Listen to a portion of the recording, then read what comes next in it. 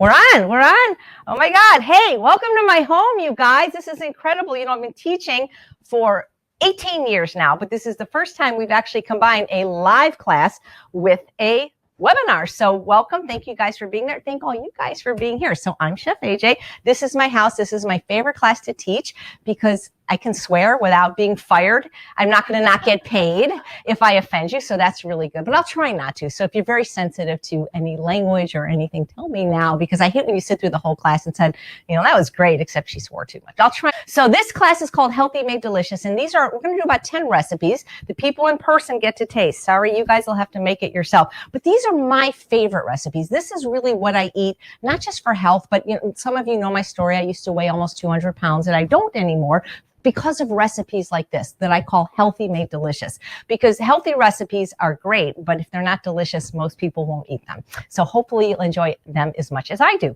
So the first thing we're going to do is we're going to serve you a little smoothie. I don't do smoothies very often, and I don't really recommend smoothies in general for weight loss, because when you blend your calories, liquid calories are not as favorable. But sometimes we find ourselves in an airport, and that's really the best choice we can make, maybe, is going to a Jamba Juice, which is pretty much in every airport. But if I'm going to have a smoothie, I'd rather have one that I really like. And this is my favorite. Well, this is one of my two favorites. I have a mint one I like, but this is called the APB smoothie. APB standing for apple, pear, banana, or in the cop shows, put out an APB, an all points bulletin. This smoothie's so good, we'll put out an APB. So Rebecca, where are my ingredients? In the fridge. All right. And yours is already made.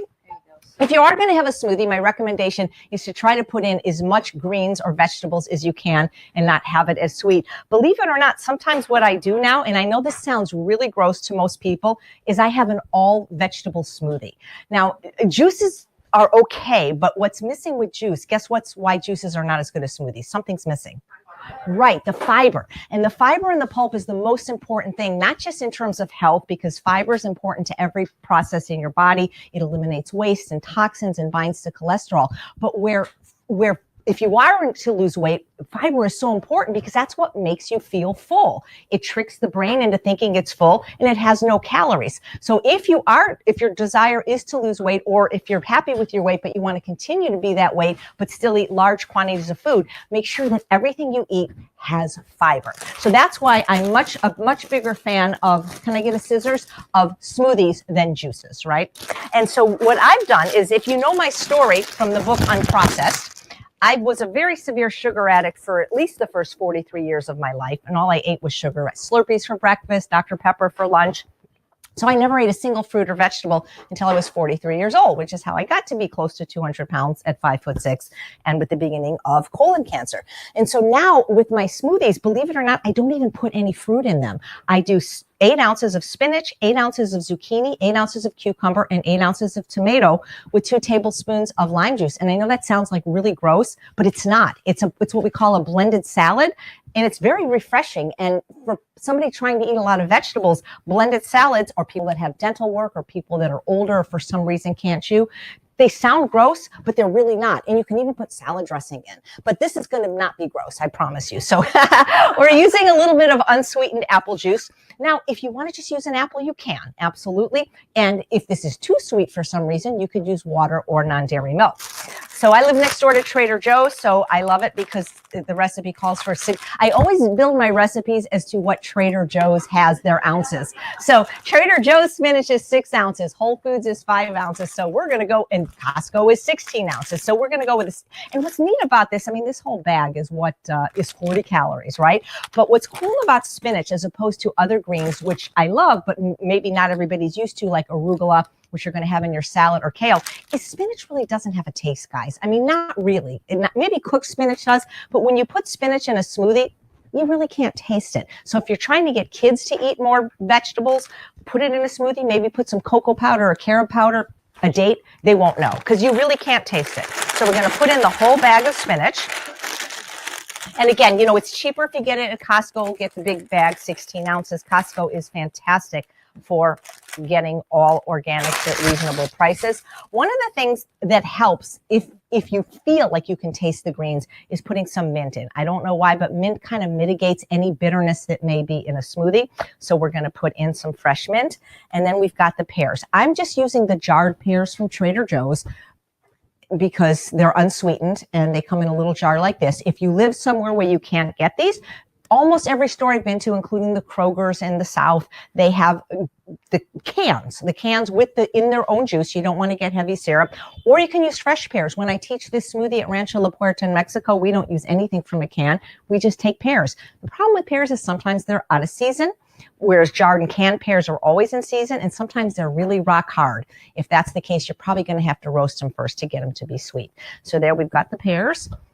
And what I like to do, even though this is a high-powered blender and it can take everything at once, I kind of like to just blend it a little bit first, just to make it go easier.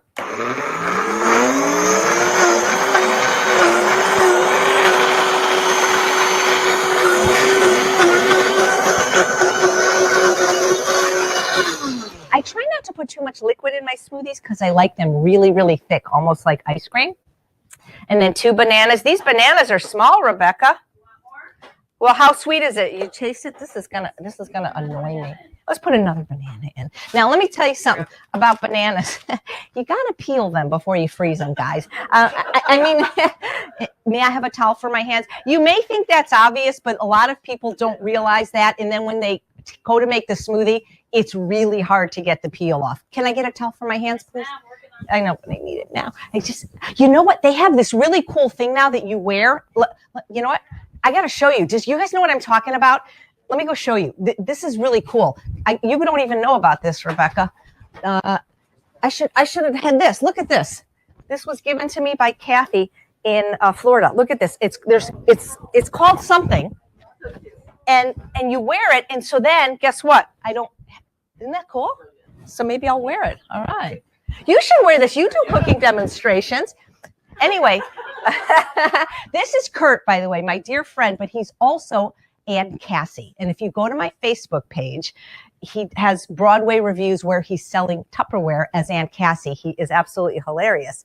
And you saved somebody's life by referring them to me. You know that, right? He had a customer that was very serious diabetic and was considering gastric bypass, and he sent her to me instead. So he's not only a Tupperware lady, he's a lifesaver.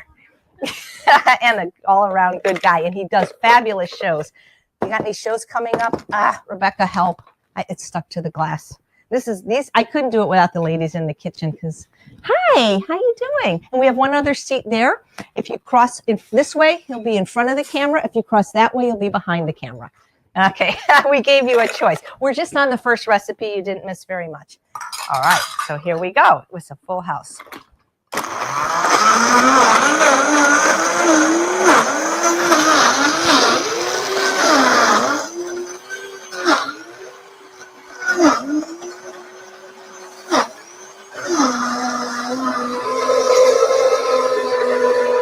Now, when I bought my first Vitamix, it was almost $800. I was at Costco the other day, $299. That's pretty darn reasonable for this one. Now, don't try this at home. Gustavo, we could have the whole show end here. Oh, I know, I don't want to do it. I almost did. I almost did it. You know where I was going. Don't try this at home. But you can see this is super thick. You could eat it with a spoon. Whew. Okay, ladies, here we go. I know. See, I made you laugh. I love this guy. All right.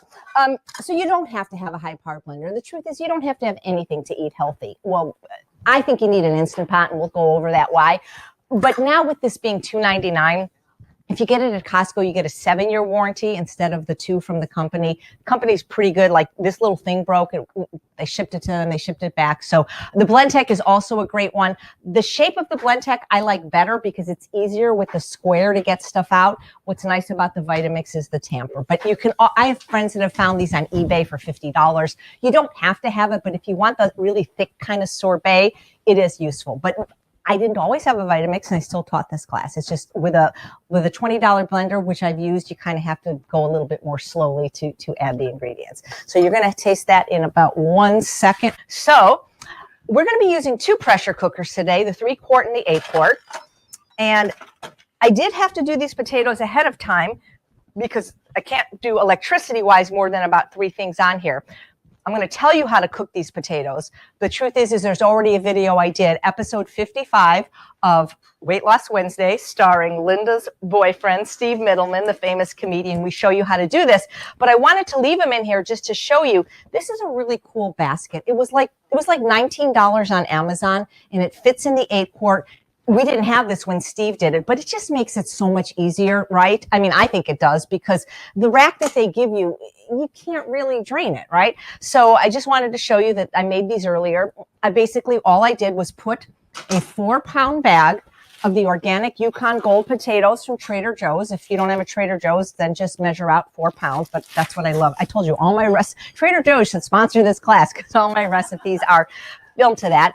I put water up to the rack, and then I put it in for 12 minutes, and I let it come down to pressure naturally. Linda, I've been finding that the 12 minutes that Steve recommends isn't always enough to get them soft, so I just let it sit. So we're going to be using these, fairly soon in the class, but I wanted to show you that. And while I do that, I'm going to, and sometimes I save this water like for mashing, depending, but I also use on dairy milk. So we're going to get this going for another recipe. Rebecca, when you get a chance, could I get 6 cups of water in here? So the next thing we're going to do is the cram muffin. So if any of you guys are familiar with Dr. Doug Lisle, my friend and one of the smartest people I know, he is the co-author of a book called The Pleasure Trap. He tells a story about how he likes carrot cake. And so I wanted to create something that was carrot cake-like, without the cream cheese frosting, without the dairy and eggs and so forth. And so I called this the cram muffin, and cram stands for carrot, raisin, apple, millet. But it also stands for a concept that he talks about, why people binge and overeat at night. It's called the cram circuit. And so therefore, it's double duty. Now, I forgot my millet. So actually, maybe I should do it in here. So this is millet, by the way. It looks like birdseed. It probably is birdseed. You can buy it in bulk. That's why it's in a rice container. I want to grind this into a flour. I'm using a very, very small amount. I think something like a half a cup. If you don't want to use flour for whatever reasons, for some people, it's a trigger food. It makes them overeat, things like that. You can just do all oats. But I like the millet because in baked goods, oats are good, but they can get like a gummy texture. Have you ever made rolled oats and it's sort of glucky kind of? That can happen. So the millet, for some reason, counteracts that. So I forgot to grind this. The thing is my blender's been wet. So if I try to grind it now, I'm not going to get flour. So we're going to see how you can maybe do this for me. Do you have any suggestions? Will it grind in the food presser? So now I get to show you the Blendtec that I was talking about and grind my flour. So here we go. You know what? This is Gustavo. This is so uncomfortable. You know what? I'm just gonna grind a little bit more, and then I'll have it for the next time I do it. See, isn't it fun eating it with a spoon instead of just sucking it up with a straw like that?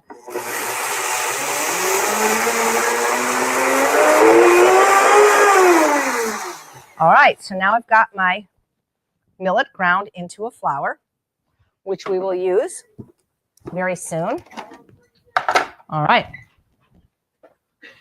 So I am using, can I get a cutting board?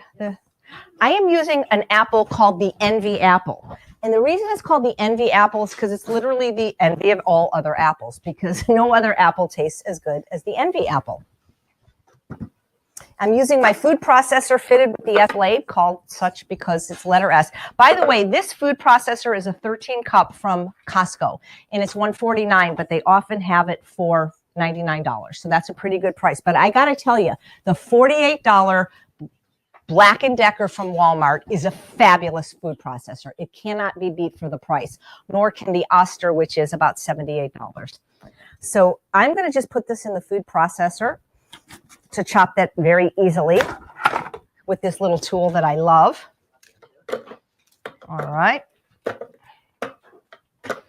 And another thing I love about these particular muffins that I'm making is they freeze really well, so that I can make this. It makes 24, and then I can have them in the freezer and send 1 or 2 with Charles, but you're going to have them kind of warm from the oven. So I believe it calls for 3 apples. Does anybody have the recipe in front of them? And is it 3 apples? Nope. 4. Oh, thank you. Then I'll use all 4. The Envy apple was first an exclusive to Gelson's. Those of you that live in California probably have heard of the store Gelson's. We have one right up the street. And for a while, the only place you could get the Envy apple was Gelson's. And they have it both organic and not organic. But now you can get them at Costco. Some of the Costco's and also at Trader Joe's. I think the second best apple is the one called the Opal, but there's nothing, in my opinion, as good as the Envy. I think it's a cross between a Gala and a Honeycrisp. Yeah. Is it a sweet apple? Oh, yeah. Here, catch. Well, you're gonna have to go find it, girl. You gotta learn to catch. You gotta learn to catch. But don't forget, there's an apple there. And by the way, if you want to eat, somebody's going to have to do the spin bike. That's how everybody's got to do like 20 minutes if they want to get fed. But we just got that for my birthday, and it's fabulous. All right, so there we go. And now I'm going to just put this and kind of chop them. You can do this by hand if you want. I'm just very lazy. Also, remember, also plug your appliances in. This is going to drive me crazy, Gustavo. I can't work like this. It's like having a baby on my shoulder or something. Okay, there we go.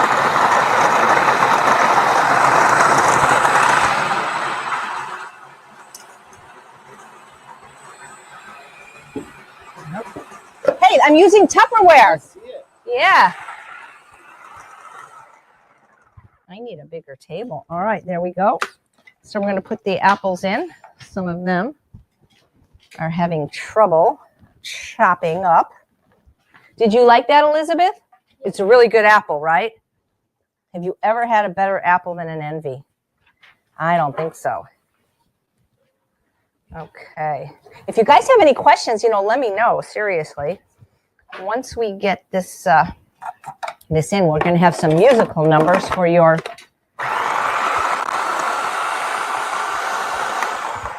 Okay. Sure. I have a 6-quart Instant Pot. Yes. Do you know if they make baskets for the 6-quart? Yes, absolutely they do. They do make baskets for the 6-quart Instant Pot. Yep.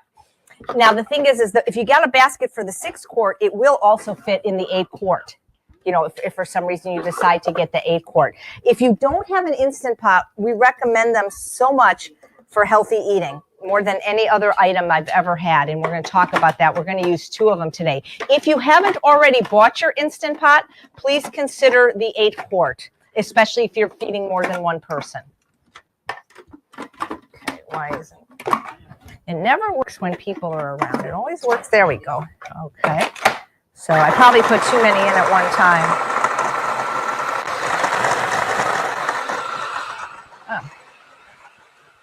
Okay, Rebecca, I'm really I have a problem here. Could you weigh out 8 ounces of carrots for me, please? You're going to put them there. In the muffin. All right. So usually I buy the carrots already shredded for this, but guess what? I forgot. So it's a good thing I have this machine, right? All right. It will get easier, I promise. Okay. So what I'm going to do is I'm just going to put anybody see more of my towel? Maybe I should wear that. That's okay. Maybe I might ask it to pour it back for you. So what else goes in here? So we've got 3 cups of oats, right? I don't have the recipe, so could somebody help me out? I got no room here. Yes. Thank you. 3 cups of oats. What else goes in there? Thank you. Getting your carrots right now. So I'm going to snip the bottom. Yeah. What I love about these from Costco is they're like, each one is a half a cup. So it's perfect. So I don't have to measure. If you ever saw my YouTube, if you're not subscribed, subscribe to YouTube for my potato waffles. I always use applesauce and onion. And so this is perfect for that. 2 of these. Okay. I know there must be some cinnamon in here, right? These 8 ounces? Yes, ma'am. So this is 8 ounces of carrots, and I'm just going to do them in here. Does anybody know how much cinnamon? Is this an English speaker? Thank you. I'll probably use pumpkin pie spice. Yeah. You can also use cinnamon, though. Yeah, I'll use pumpkin pie spice. Come on. Come on, come on, come on. we go. All right, what else? I kind of like them a little bit finer than shredded, actually, when I do this. So this actually works out really good because even if I was using the pre-shredded carrots from Trader Joe's, which they were out of, I would still put them in my food processor to get them more pureed like this. And what else goes in there, guys? Oh, thank you. Well, it would have helped if I had some defrosted bananas. We still have some bananas? Okay. Rebecca, I need you to please microwave these as soon as possible. All of them, please. All right. So 1 table. Pumpkin pie spice, by the way, any spice blend, whether you're using pumpkin pie spice, apple pie spice, curry, chili powder, please read the ingredients and make sure you like it. Because I got to tell you, I was doing a demonstration in Texas. I was doing apple pie rice pudding, one of my most delicious recipes, and nobody would eat it. And I'm like, this is weird. Is it because it's Texas? I tasted it. It tasted terrible. The brand they use, a brand I had never heard of apple pie spice, the second ingredient was something called fenugreek. I don't know what fenugreek is, but it doesn't belong in a dessert. And I learned that something that's a blend, a chili powder can be intensely hot or it can be mild, like the one I like from Whole Foods. So make sure you read the ingredients. And also, especially if you have allergies, I'm allergic to black pepper, for example, make sure you like it before you use it in the recipe. Even dip your finger in, even a savory one, and taste it, because it could ruin your whole recipe. But the truth is every spice blend you can make yourself just by Googling it. Pumpkin pie spice is basically cinnamon, nutmeg, ginger, cloves, and it'll tell you the ratio. So 1 tablespoon, and I know what that is, so yeah, okay. You can always use cinnamon and a little bit of nutmeg. This vanilla powder, if you can afford it, is amazing. It doesn't have to be this brand. The problem, I don't know if you've noticed how expensive vanilla extract has gotten lately. Even at Trader Joe's, it's something like $8.99 for the alcohol-free, which unfortunately has glycerin, which is sugar. And then the ones that are sugar-free have alcohol, and I just can't use either of those for my clientele. This is just ground up vanilla beans. We were at Walmart doing a video, Gustavo and I, the other day. 1 vanilla bean was $11.99 at Walmart. But for some reason, it's a little more affordable, the powder, and it does add a little bit of something if you can use it. It's pretty extraordinary.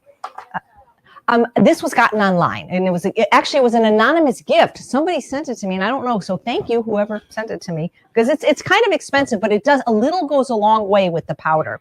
And so I'm using currants. We're going to use raisins in another recipe. Again, you can always leave the dried fruit out if you want. What I like about currants is they're smaller, so you get a little bit more bang for your buck. And there we go.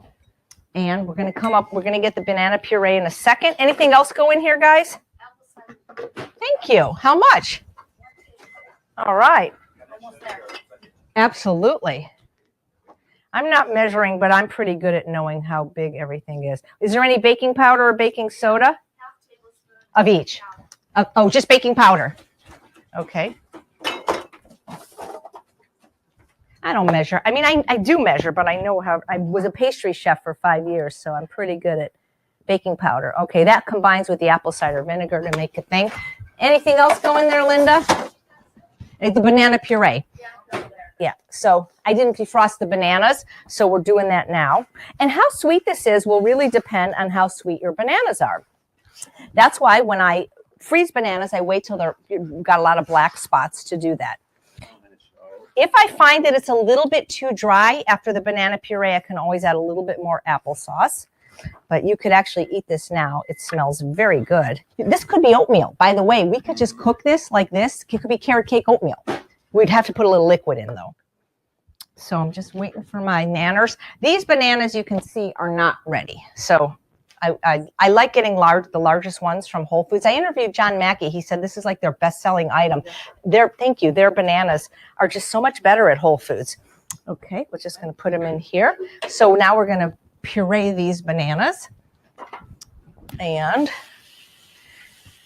I need a bigger house, if anybody knows one that I could, or a bigger apartment. There we go.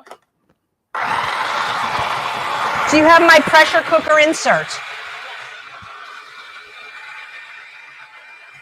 Thanks. And that's 6 cups of water?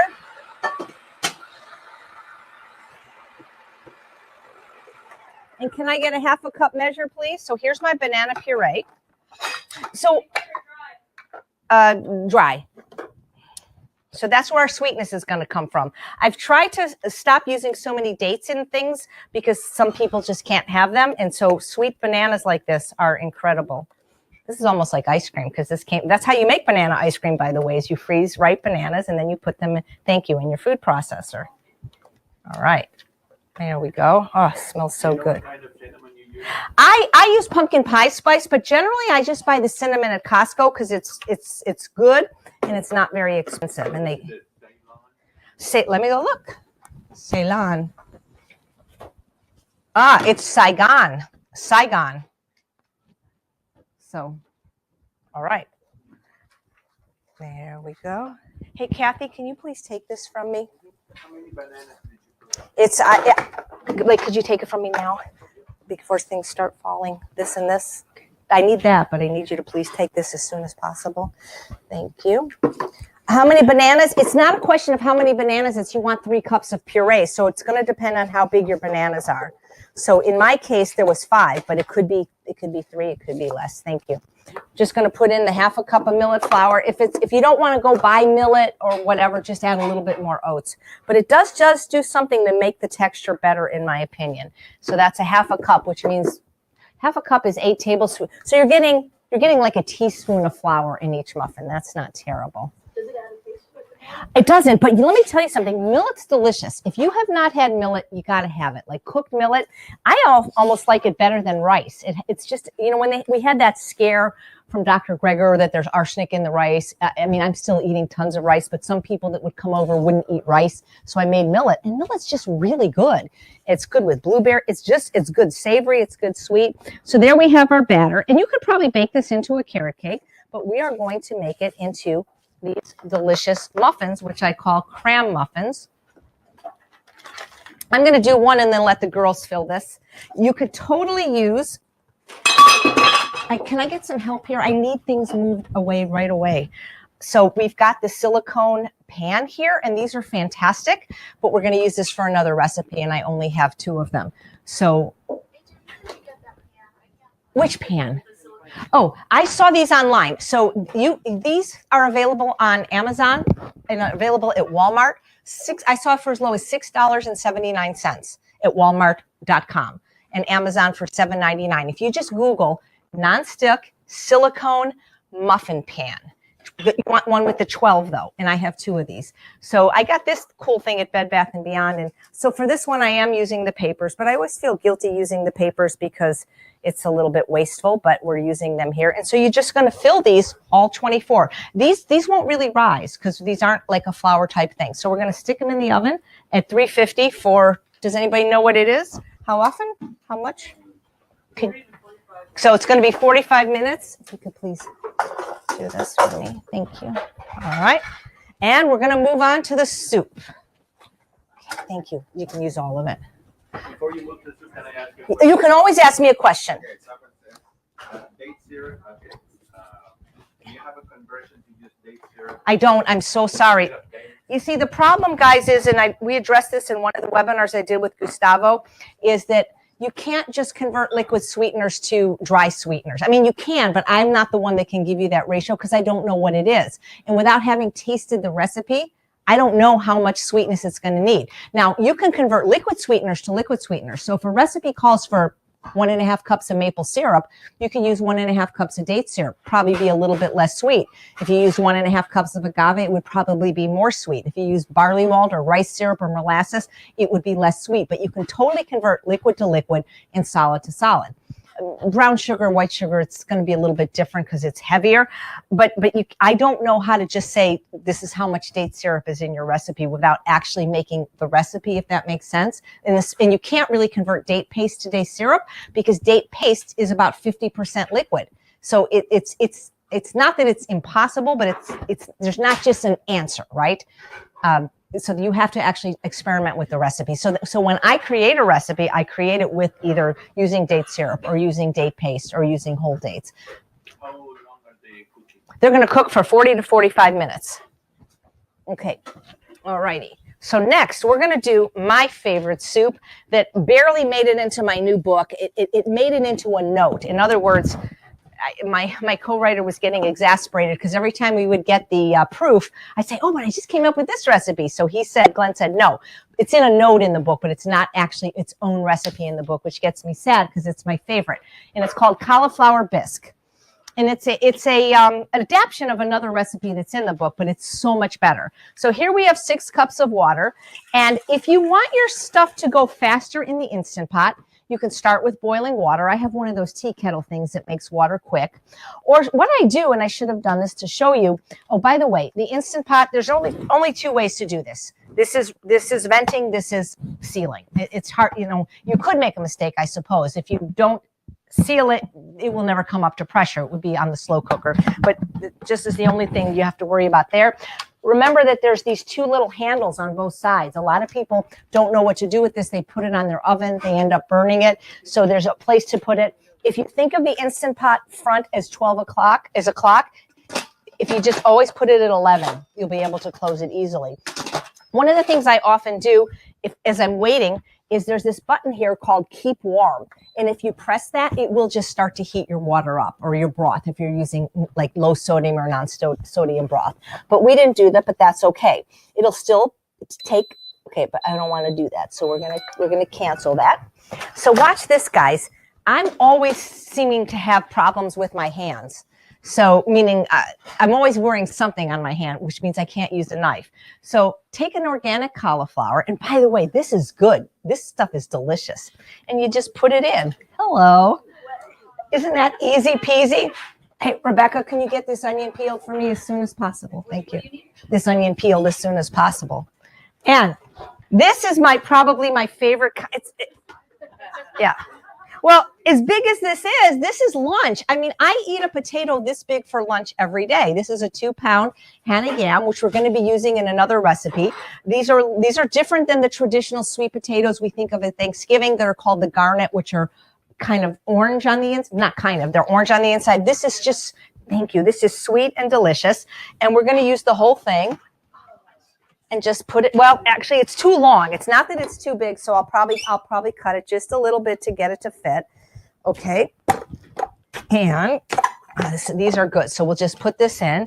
Nothing worse, in my opinion, than chopping onions. So let's just put the whole thing in. Hello. How hard is that? I mean, seriously, Bill, you could do this.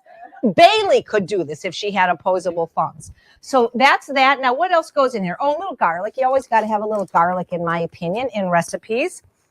Okay. So I think I said 6 cloves, but the truth is with garlic, I just usually pour it in, but maybe I'll measure if you want. So that's it, guys. That is literally all we put in, unless I've misread the recipes. Yes, but I'm going to put the spices in later. So there we go. Oh, 8 cloves. All right. You know what? Let's go crazy and just put it all in. What the heck? All the cloves, right? So that's it. That is literally how you make my favorite soup in the world. Done. Now, we're going to push this little button that says manual. And we're going to do, I think 10 minutes will be enough. And that's it. And we're going to have the most delicious soup ever. Hello, everyone at home. Thanks for watching. Barbara, my sister, if you're watching, hello. Yeah. So, but you could still do this technique in a pot. That's how we used to do it. I've only had a pressure cooker about 3 years. I've been teaching for 18 years. I would do this same technique. Just put it in a pot and cook it for, I don't know, 20, 30 minutes and then blend it. So there's 2 other options, but pressure cooking will save you a lot of time. So cook. So I think we're going to do the entree now, the strata. Okay. So we're going to make a big one so that, because the thing about this class is that the food's so good and I never get any leftovers. So I decided to triple the recipe. So, for while we're watching the Oscar, triple the recipe. Look how big this pan is relative to the size of my head. Actually, this could be a tub for you, Jasper. We have canines here in the class, guys. 2 lovely dogs. All right. So what we're going to do is we are going to make the newest recipe in my repertoire, the baked double mashed potato strata. And it has kind of an interesting story because all my recipes are made up, but it's kind of interesting how this happened. So first I'm going to show you how to make the bottom layer, which is the mashed potatoes. So again, I didn't show you from scratch how to make these because I already have a free video, episode 55 of Weight Loss Wednesday, where we make them, but it's very easy. You can use your own mashed potato recipe. You can use any mashed potato recipe you like.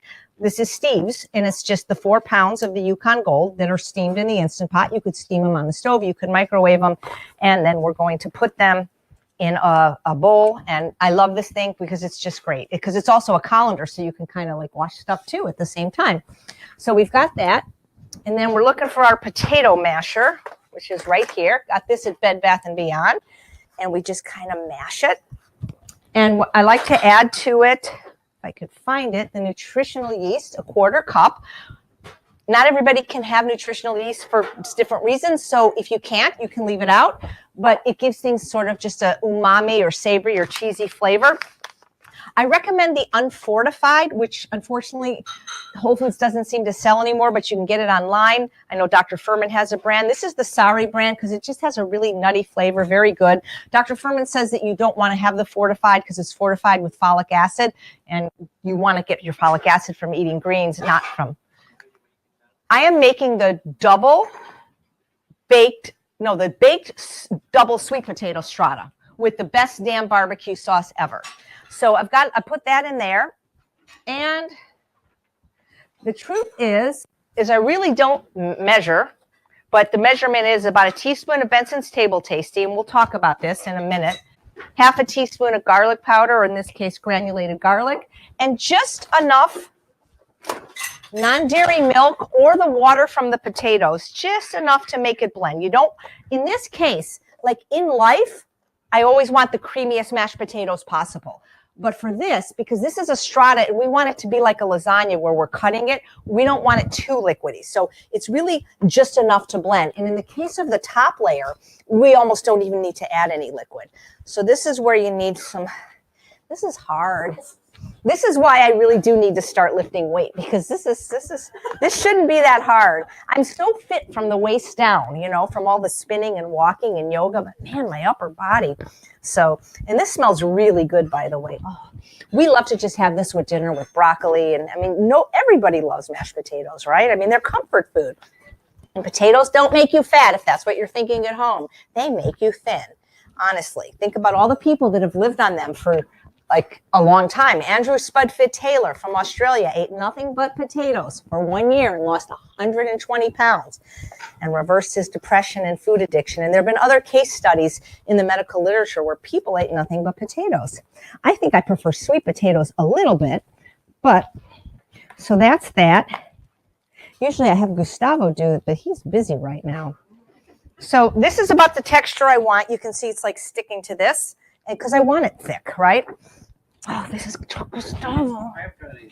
It's going to drive me crazy. Thank you. He's in show business, so he has a wonderful show called Chico's Angels. When is the next show, Kurt? March 30th. March 30? That's around my birthday. Seriously, guys, it is the funniest show in Los Angeles. Could you tell a little bit about what the show is, like the premise? It's a Latino Charlie's Angels in drag. What could be funnier than that? They go undercover in solved cases. In this episode, they go undercover on a love boat. Wow. To save Charles. Product placement. Yeah. Rebecca's been. She didn't even know he was coming. That's amazing. All right. So now, I also made more of these yesterday. And by the way, if you have an air fryer, what's really delicious is to take the scoop that you saw me use for the muffins and put it on your air frying tray and air fry them, and you get these like potato like balls of just yumminess. So I'm going to use my food service gloves. Did you see my food service gloves? They were here. No. Oh, I found them. Okay. There we go. I may have, I like these when I'm cooking for others. Make sure you get latex free, especially if you don't know people could have a latex allergy. So now what I'm going to do is the bottom layer is going to be these mashed potatoes. Oh, God, you just want to eat them now while they're hot. Oh, I do. I like the Yukon Golds because I love the color of the Yukon Gold. I find that they're creamier than the russet, don't you, when you're blending them. So I'm just going to use as much of this mashed potatoes as I can. These were made last night. And I am using the skin of the Yukon Gold because there's fiber and nutrients in the skin and because I'm using organic. I'm also using organic for the top layer of the Hana Yam. The skin of the sweet potato, while I'm happy to eat it, I don't like it so much in the mashed potatoes. So what I'm doing is I'm making the bottom layer of just mashed potatoes. I know, and this table like is too low, right? Okay, so that's my bottom layer. So my next layer is going to be barbecue sauce. Now I have some already made, but I'm also going to make some. So I'm going to just use the one that's already made first and then make the new ones for the top. But you want to get it. Oh, by the way, I don't expect you to do like the 12 pounds at home. What you would do is one recipe and use a smaller dish, like a 9x13 or a casserole dish. You know, you can you make the pan, but I want, like I said, I want everybody to have a nice, generous piece, and I want to have leftovers for Oscar nights. So what does everybody want for Best Picture? Same here, Shape of Water. Anybody? Shape of Water? Get out. I want Get Out. No, listen, I want Get Out to win Best Screenplay for sure. No, Get Out was amazing, but I want Shape of Water, and I want the actress to win. But I wouldn't be upset if Get Out won Best Picture. But I know it will win Best Screenplay because it's so clever. All right, so that's my bottom layer, okay? So now, does anybody want to lick the spoon? I have my pre-made barbecue sauce, but I'm also going to show you how I make it. And then I kind of want to tell you how this recipe came to be, because it came to be by an accident. And usually that's how some of the best recipes happen. I was trying to make something else and I couldn't remember, and I ended up with something I like better, you know? All right, so my favorite condiment my whole life was barbecue sauce. And I never even liked French fries, but I would eat French fries just to have barbecue sauce. And it's really hard when you don't eat sugar and you don't eat salt to find a good barbecue sauce, because there is none. And I should have maybe told you guys, but I don't use sugar, oil, flour, alcohol, or salt. And it's really hard to eat processed food when you don't eat even just sugar, oil, and salt. So I love barbecue sauce because it's smoky and it's sweet. But that means because it has a lot of salt and a lot of sugar, or things like liquid smoke and stuff like that. So there's a lot of plant-based recipes now that have pretty good barbecue sauce, but they use dates. And a lot of my people in the Ultimate Weight Loss Program can't eat dates because they're too sensitive to even that small amount of sugar. And I find myself too, when I eat food with dates, I just want to keep eating because it's so good. So I created this recipe sauce of barbecue sauce, which I call the best damn barbecue sauce ever, because in my opinion it is. And it's probably the easiest because there's not much you got to do. And I'm going to show you how to make it in a second. I did a double recipe yesterday, and I'm going to do a single recipe now for the top layer. So you want to have a nice generous layer like this of the barbecue sauce. And then we're going to go to the top layer of the strata. So if you want to know what I'm having for my birthday, today's menu is what we're having. All right, so now let's get to the mashed potatoes. I mean, the mashed, these were the Hana Yams that I made. I recommend roasting them as opposed to steaming. Or, well, you could probably steam them, but they have more flavor when you roast them. But the other thing you can do, and we'll probably serve the Brussels sprouts next, okay? The other thing you can do is, there's nothing wrong with freezing them and defrosting them.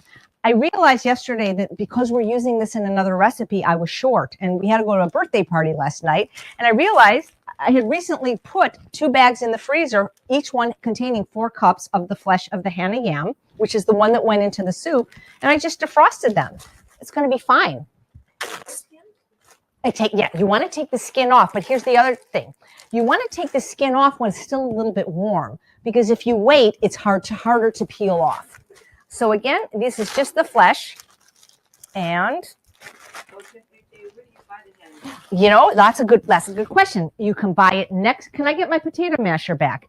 There is a store next door to me called Farm Boy that sells them. They sell them at Whole Foods. Believe it or not, they sell them at Ralph's. I'm using the organic, but even if I wasn't, since I'm not using the skin, the sweet potatoes are not on the Dirty Dozen. So thank you. If you want to see what's more important to eat organic and what's not, there's a website called EWG.org, environmentalworkinggroup.org. And they have a list called the Clean 15 and the Dirty Dozen. And things with a high pesticide use or a skin that we eat, like say, what do we eat the skin of? Usually an apple. More important to buy organic, but something like a banana, a coconut, an avocado, a cantaloupe, where we really never eat the skin, it's less important to buy organic. These happen to be organic, and I did eat the skin as a snack, but you don't want the skin in these. But you can see that these are so fluffy, they mash up really easily, even without adding a little bit of liquid of the milk. So I'm not going to add any milk. I'm going to put a new pair of gloves on and then make a top layer. And then I'm going to make another layer of barbecue sauce. And then we're going to bake this. Normally, I only bake it for 30 to 45 minutes, but because this is such a large pan, I'll probably bake it for a full hour. Let it rest for 10 to 15 minutes so we can get nice pieces, lasagna-like pieces of the strata. So I may as well tell you how this recipe got created. So I am a guest chef at the True North Health Center in Santa Rosa, California for the last 8 holiday seasons. If you're not familiar with True North, founded by Dr. Alan Goldhammer and his wife, Dr. Jennifer Morano, it's a therapeutic water-only fasting center. But at the holidays, we don't fast. Well, some people do. We eat lots of delicious food. So we were doing an Iron Chef competition, as we do every year. But this year, instead of going against Ramses Bravo, the chef, I went against Kathy Fisher and Katie May, 2 of the culinary instructors. And my partner was the sous chef there, Mauricio. And the judges asked for us to use sweet potatoes, basil, I forget what the third ingredient was. So we ended up making a strata-like dish, but it wasn't exactly this. But the problem is we were doing it really at 20 minutes to do it. And we didn't write anything down. And I was trying to remember what Mauricio did with the sauce, and I just couldn't. And so I ended up with this, and guess what? I love it. So it's okay. This was more Italian, the one we made, because it had to have basil. That was a requirement. But I was watching Mauricio make the sauce, and I actually ended up blending the sauce. But what he did is he had roasted some peppers, yellow, green, and red peppers, and some onion, and he had roasted them, and we had blended it into the sauce. And I was trying to recreate it, and I didn't. So there we go. There's the top layer. So now let's show you how to make the barbecue sauce, because here you go. The barbecue sauce has lots of uses other than, you sure can. Now, while we're doing this, we're going to have another recipe served to you that I'm going to show you very soon, which is the roasted Brussels sprouts, except we didn't roast them in the oven this time. We used an air fryer. So like I said, I love making this barbecue sauce and just using it for marinating jackfruit to make a barbecue chickenless pizza, which I'm going to show you how to do as well, even though we're not making the pizza.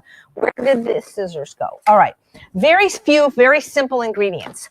So these are fire roasted peppers and onions from Trader Joe's. Now, if you don't have a Trader Joe's where you live, don't worry. I'm going to tell you what you can do. But if you do have a Trader Joe's where you live, you get 1 bag. These things are delicious. They're delicious just heated up with some wild rice or quinoa or rice for a very quick dinner. And we're going to use these as the basis of the sauce. And this is why it's going to be sweet without the use of dates or any sugar. Now, if you don't have a Trader Joe's, I have seen this in regular markets. I have seen this in Kroger's. It'll be a different brand. But let's say you can't see it. Where you live, all you have to do is, it's fine. If it's not roasted, you just want to take about twice as much bell pepper as onion. So when I actually picked out every bell pepper and every onion and I measured it. It was about 2 cups of bell pepper, 1 cup of onion. It was about 9 ounces of bell pepper and about 5 ounces of onion. So you can use raw, you can use frozen. If you wanted to roast it, you can. But the idea is you want about 14 ounces of bell pepper and onion, fire roasted if you can, and about twice as much bell pepper as onion. But if you can get this, it just makes this recipe so much more easy. So we're going to put in 1 bag of this. We are going to put in 1 bag of sun-dried tomatoes, the kind without oil or salt. Now, these are the smoked. So again, I'm going for a smoky sweet flavor. If you cannot find the smoked ones, you can get these online. Just get the 3-ounce bag from Trader Joe's or Whole Foods, which is fine. I've done it without it. It's fine. I just happen to like this if you can find it. Believe it or not, it takes 4 pounds of fresh tomatoes to make 3 ounces of sun-dried tomatoes. That's how much depth of flavor it has. So if you're somebody trying to avoid salt, sun-dried tomatoes don't have they have natural sodium. They work beautifully in recipes that are salt-free. So a 3-ounce bag, fire roasted if you can get it, and 1 can of Muir Glen fire roasted tomatoes, salt-free. And you can get all the stuff that I'm using, maybe with the exception of the Trader Joe's peppers, I've seen online. I've seen in places like Thrive Market, Vitacost, Amazon, things like that. So I want to show you this really cool can opener made by Tupperware. And there's 2 things of Tupperware that I really, well, I recommend all of it. But if you're only going to get 2 things, this is one of them. So when you buy I don't use very many canned goods. As a matter of fact, the only thing I use in a can would be the fire roasted tomatoes, salt-free canned beans, and tomato paste, salt-free tomato paste. But, stuff sitting on a shelf, you could have rats in the night pooping on your cans. I'm sure you love that visual. And so when you use a traditional can opener, you're cutting into the can. And so any kind of bacteria or anything that was on the can is going into the can. But with this can opener, what it does is it just takes the seam off and it lifts it up. So nothing bad is getting pushed into the can. Plus, for those of us that really love animals, you've ever seen a raccoon go through your garbage or a cat? Well, with those kind of cans, they're sharp and they cut their little paws or their little mouth. Hey, there's Bailey. And it sometimes don't go around all the way. You're going to see this is incredible. It doesn't leave any sharp edges. When I worked at the Braille Institute as a volunteer, this was mandatory for blind people, this kind of can opener. So look. You wouldn't do this with a regular, well, there's nothing sharp. From Kurt. Do you have any catalogs? This is a phenomenal can opener, guys, and it's so safe. So 1 can. And Kathy, would you mind showing the camera what the people here are eating? Because we're doing that. Yeah, we're going to do that recipe, the Brussels sprouts. Rebecca, could I have a liquid measuring cup if you get a chance? All right. Okay, thank you. I think that's it for now. So now, guys, there are 2, the people at home, you're going to get the recipes emailed to you tomorrow. But the people here, there are 2 mistakes in your recipes. So, and this is in one of these recipes, we want you to correct this. So when you get a chance, the seasonings, I incorrectly wrote an amount. So this is important in this recipe. People at home, don't worry, you'll get the corrected recipes tomorrow. It is not a 1/2 teaspoon of onion powder and a 1/2 teaspoon garlic powder. It's a full teaspoon. It's written wrong on your recipe.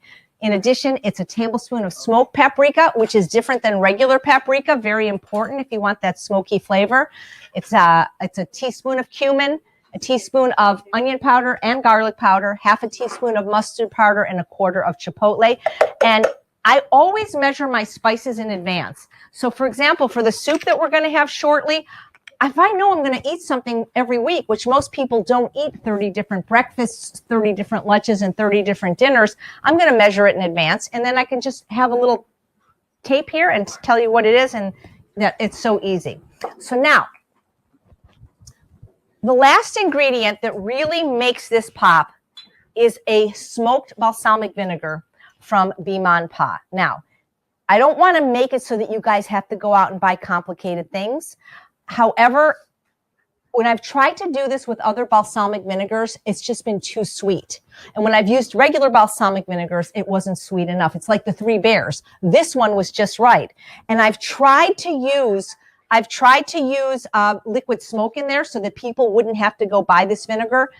It just has a very fake taste no matter how much I use.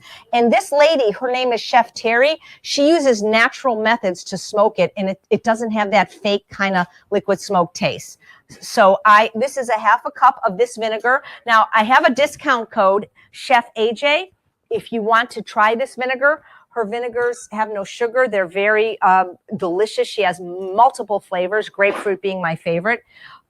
This is my favorite non-Be Mon Pa's vinegar, the Napa Valley Naturals, which you get at Whole Foods. And we'll talk about this in the salad dressing recipe. But for this barbecue sauce, you can't really beat this smoke infused if you can get it. May I have the top to my blender, please? Yeah, it's I hope I gave you a disc. Yeah, BEMAAND paz.com. And if you have a chance to come to Vegas for our conference, Chef Terry's going to be there with every single, thank you so much, with every single flavor, and you can try them all. What's the what? Oh, B-E-M-A, Bema, that was your grandma's name, A-N-D-P-A-S, BemaandPaz.com. And discount 10% with Chef AJ.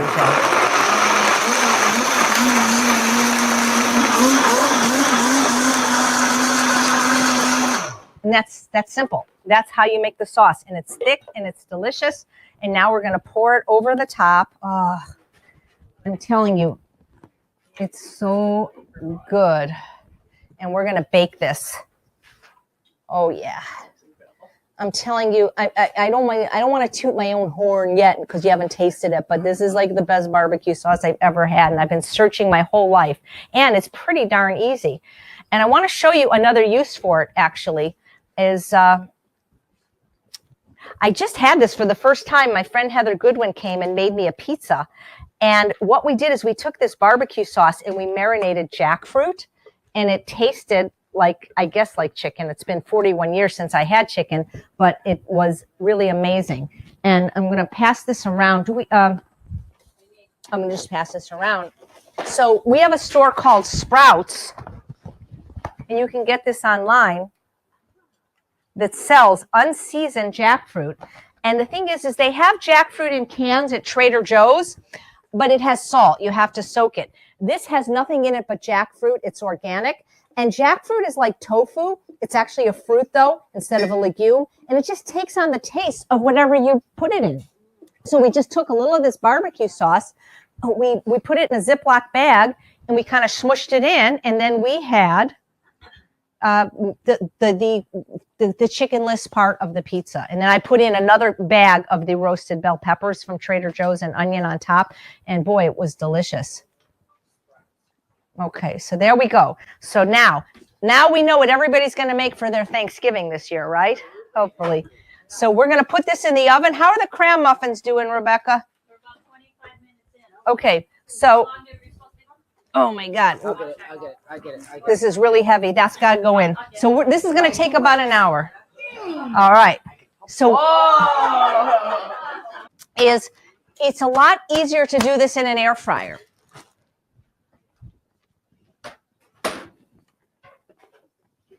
We're going to be using this air fryer, which I've had for almost a year now. The ladies in the kitchen gave it to me for my birthday last year. This is a 5.3 quart from Cook's Essential from QVC. It sells for about $125. Bill, you have this one, but it's a little bit smaller. So this is what I used to make the Brussels sprouts you ate, and I'm going to show you how to use it a little bit later in the class, just because the air fryer takes a lot of electricity. If you try to use your air fryer and anything else, everything blows. So we have to use it by itself. I also have a bigger one now called the Breville, but that's too big to bring out here. So we're going to show you how to cook them. But in the meantime, we're going to show you how to marinate them. So right here, I have a pound. Well, actually, this is about 2 pounds of Brussels sprouts, which we've cut in half. These are organic, and they came from Costco. And I'm just putting them in a bowl. And to that, I'm going to add just 2 ingredients: salt-free mustard and balsamic vinegar. The only place I've been able to find this lately is Sprouts, but you can always get this online. This is, if you don't want to use salt-free mustard, just use a Dijon that you like. Remember that mustards vary greatly, just like spice blends. And for me, something like Grey Poupon is just too strong for me. And it also has salt and sugar. So I like this stone ground. This is the one they use at True North. But again, it's up to you what mustard you use, but always make sure you like the ingredients you're using. Now, I love Bema and Paz vinegars, but I know not everybody is going to want to buy them. And the reason they're so expensive is because of the glass and the shipping. That's why if you come to Vegas, what a lot of us do is bring a second suitcase and just take it home, or we try. Now, so for those that don't want to order their specialty vinegars online, the best bang for your buck is something called Napa Valley Naturals. Now, I have a discount code for this as well, which is 25STAR10. That discount code only works online. You can't go to Whole Foods and buy this and say, hey, can I use the Chef AJ code? But the difference between this vinegar and other balsamic vinegars is that it's reduced, which means it's very thick and syrupy as opposed to liquidy. And that means it's also going to be sweeter, which a lot of people like. If you're somebody that doesn't like sweet, then maybe just go use another balsamic, like the O brand is very good. That's what they use at True North. Now you can make your own balsamic vinegar reduction by simply taking any balsamic vinegar and cooking it until it cooks down. That's how you also make date syrup. But when you think about that, that's going to end up being more expensive than just buying a reduced one. This usually sells for about $7.99 a bottle. We're going to use this in our salad dressing, and it's a delicious vinegar. You want to be sure when you buy it, though, that it says 25 stars, Grand Reserve, and 4% acidity. The reason we like it is because it's lower acidity. It's not as sharp. They have another brand with the pink label. The 6%, it doesn't taste like this. So make sure you get the Grand Reserve. So technically it's a quarter cup of each, but I do this recipe all the time. I don't really need to measure. So I just put the vinegar. I just put the same amount of mustard, or if you prefer more mustard or more vinegar. And then, you know what, I was going to say I'm eating this so I can use my hand, but then I'll have to wash my hand. The other thing you could use, but I think this ends up being a little bit more expensive, and I'll pass these products around, is Whole Foods and Trader Joe's sells a balsamic glaze, which is similar. So you just want to make sure you get one without sugar. We'll pass the two vinegars around so you can feel free to smell them or feel their viscosity or whatever you want. And the mustard. And thank you. And so then oh, by the way, this marinade is good on everything. It's good on butternut squash cubes. It's good on sweet potato cubes. It's good on white turnips. It's good on broccoli. It's good on cauliflower. It's good on, what else have we done it on? Rebecca, what have we done it on at Rancho La Puerta? The marinade. We've done, when Rebecca and I go to Rancho La Puerta and teach, we don't have control of what produce is in season at Mexico. And so the students go out into the garden and they pick whatever vegetable they feel like. And then we put this marinade on it and we roast it. Now there we roasted, oh yeah, parsnips, yeah. Beets. So we've done this on just about every vegetable. Now, normally we do it in the oven, and we certainly do it in the oven at Rancho La Puerta. But the thing is we don't want to heat. We've got too much in the oven right now, but also it's so much quicker in the air fryer. In the oven, you guys know that yours were kind of blackened. It's not because I burned it, first of all. It's because the balsamic vinegar is that color. But I tend to like things dark and crispy. And in the oven, that could take 45 minutes to an hour. In the air fryer, it took 20 minutes. And so that's what I like about it. And you're going to see me make these a little bit later in the class, and that's fine if the marinade sits on it. The truth is if you didn't like the marinade, you could still roast vegetables in the oven, in the air fryer, with nothing on them. You don't need oil, you don't need water, you just need a nonstick kind of surface, such as a Silpat nonstick silicone baking sheet, or parchment paper, which is not reusable and also kind of wasteful. And I find that things can sometimes stick to parchment paper, but the air fryer is great. And, if you don't want to get one now, just be on the lookout, because Black Friday, man, everything. I mean, instant, the 8-quart Instant Pot, I think was like $89. It's normally double that. So $10 off with my name, AJ, on just about everything, or 10%. That's for the Instant Pot. But you can find them now at Walmart, Costco, even Ralph's. Everybody at Target, Kohl's, everybody has Instant Pots now. So we're going to cook this up a little bit later. Okay, so guess what? The soup's ready. Now, what I want to say, if you're completely unfamiliar with pressure cooking, it didn't literally take 10 minutes from the minute that I pushed the button. Maybe it took 20 minutes to come up to pressure, but if the whole thing took 30 minutes, do you care? You can walk your dog, you can take a bath. Elizabeth, with the stovetop ones, you couldn't leave your house. You can't leave with the oven on, but you can certainly leave with the pressure cooker on. So now I'm going to show you how we finish the soup. So this is the part that seems to scare people. Oh, by the way, whoa. Okay. Oh, I gotta unplug this. Thanks, Robin. Now, I don't know if you noticed, but there was this LED readout on front. Okay. All right. This is not plugged in right now, so of course it doesn't make sense what I'm saying. This LED readout, once it was done, it will start counting down 1, 2. So now it's like a slow cooker. It's just going to keep warm. So if you're going to a potluck or transporting it, don't release the pressure. the truth is this soup will be better tomorrow. So just everyone come back. 'Cause no, it's going to be great today. So what we're going to do is Elizabeth, this is the part that actually scares people. And my last dog, I would have to be out of the house to do this. He would be so scared. Hopefully our dogs won't be so scared when I did that. So now, a lot of you go to places like Burke Williams and pay hundreds for facials. There's no need. I can get, and plus this is very high in antioxidants. Cauliflower is one of the foods highest in antioxidants. So the truth is yes, this is hot, but you wouldn't take a baby, but you can see it's very safe. So hopefully, if we work a little with Dr. Lyle, yeah, you can get the baby iPod first. If we work, yeah, very cool. So while the pressure is releasing, I'm going to set up my air fryer. And by the way, how long it takes the pressure to release is going to depend on how full the unit was. Oh, good. So this is the air fryer we're using, 5.3 quart. The basket comes out like this. We're actually just plugging it in. We're not quite ready to use it. What is it? This is a Cook's Essential from QVC. Okay. I'm just getting it ready. All right. Okay. Now, what I'm using here is called an immersion blender or a stick blender. These are about $30 at Bed Bath & Beyond. Sometimes Costco has them. This is a Braun. The Cuisinart's also very good. If any of you have ever been in the military or places that serve like hundreds of people, they literally have immersion blenders that are as big as people, where they'll like blend. I mean, if you go to that store on Sepulveda, these things, I mean, they come little for like bartender's drinks and they come like huge. So this is the kind for home use. Now you certainly can use your soup to blend, but remember the liquid is hot. It's a closed unit. It can be dangerous for people to transfer. This is just so much easier. You blend right in the unit. And again, I got to think about not plugging stuff in and then wondering why it doesn't work. Okay. It's like, I remember. Okay, there we go.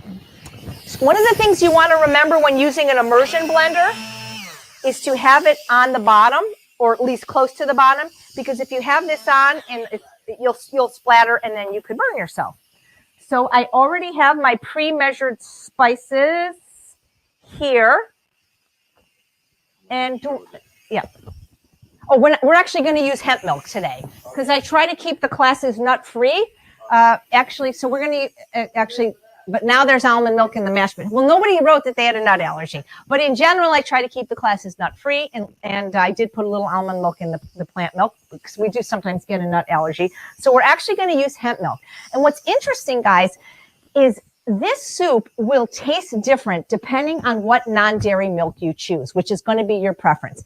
A little bit later in the class, I'm going to do not really a scientific lecture, but more of I'm going to sit down because I need a break and a lecture. And one of the things that I'm going to suggest is, depending on where you are in your journey of optimal health, the one thing I'm going to suggest, if you could only make one change in a positive direction, would be to stop dairy permanently. And I'm going to explain scientifically why, but what I want to say from a culinary standpoint is this soup will taste different depending on what non-dairy milk you use. I teach at culinary schools, I teach at spas, and I don't always have control. I mean, I could say almond milk, but if they don't have almond milk, I don't use almond milk.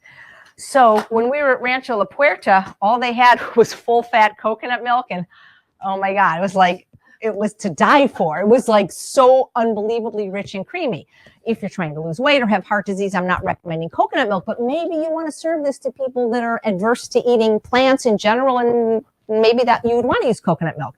I've used oat milk. Oat milk is fantastic in here. Oat milk, because oats are much higher in fat, is actually like delicious. Oat milk is 130 calories a cup as opposed to 30 calories a cup for the almond milk. So again, make sure you use one you like. Now this is unsweetened. It has no oil, but it does have a small amount of salt. Unless you're willing to use soy milk, which unfortunately I can't because I'm allergic to, you're not going to find a boxed product without salt. Yes, I know. It sounds crazy. I know that. Let me explain. So we were, it's not a mistake. If you don't like it, then don't use it. But when we were at True North, I was making this soup and I was making the version with not the cauliflower, but the broccoli. And they didn't have any milk except for vanilla. And Chef Bravo said, that's going to be disgusting. And I'm like, I don't have a choice. Unless I wanted to put soy milk in, then I can't taste it. Anyway, people loved it. So I started using it. It's really good. I don't know why. So it's because remember, we've got the sweetness from the Hana yam. We're using a sweet onion and it's good. I think it's good. Now, you're going to get this bowl of soup as soup, but what I like to do is have it really hearty and serve it over some kind of a grain, like quinoa, like, what else? It's wild rice, like rice. Now, I'm going to put my 4 tablespoons of mustard in. I just don't cook with the spices in generally, especially the mustard. But they don't have to use the mustard. They don't have to use the mustard? Someone said that they don't. Well, they don't like mustard. Well, you don't have to do anything you don't want to do, but the recipe was created with that profile. So try it without the mustard. I don't like mustard either in general, but I like it in this recipe. So we're just going to blend, and then you're going to eat this. And the dill is so good in here. Oh, it smells so good. Now, what I like to do is I like to find ways to get in more greens other than just eating them plain. And so when I make this soup, we have it over a grain, like quinoa. I have this dish that's called sun-dried tomato quinoa with artichokes. And so I'll put that in, maybe 2 cups of that with 2 cups of soup, or 1 cup of that with 2 cups of soup. And then I'll literally shove like a half a bag of arugula on top. And so it kind of wilts the greens, but they're so good. So and it sounds crazy, but those stems from the cauliflower that everybody else would throw out, I tried them once. They're delicious. So I might let the girls finish this in the other room, but that is so easy to make soup this way. Yeah. Can you cut your recipes and use the mini pot? Yes, absolutely. Great question. So Elizabeth says, can we cut your recipes and use the mini pot? Absolutely. So this recipe is probably too big even for the 6 quart, So I just feel like unless you're like a single person and you have absolutely no prospects and like a loser kind of thing. No, I'm just kidding. Unless you want to batch cook, because we can freeze soups. Like, to give you an example,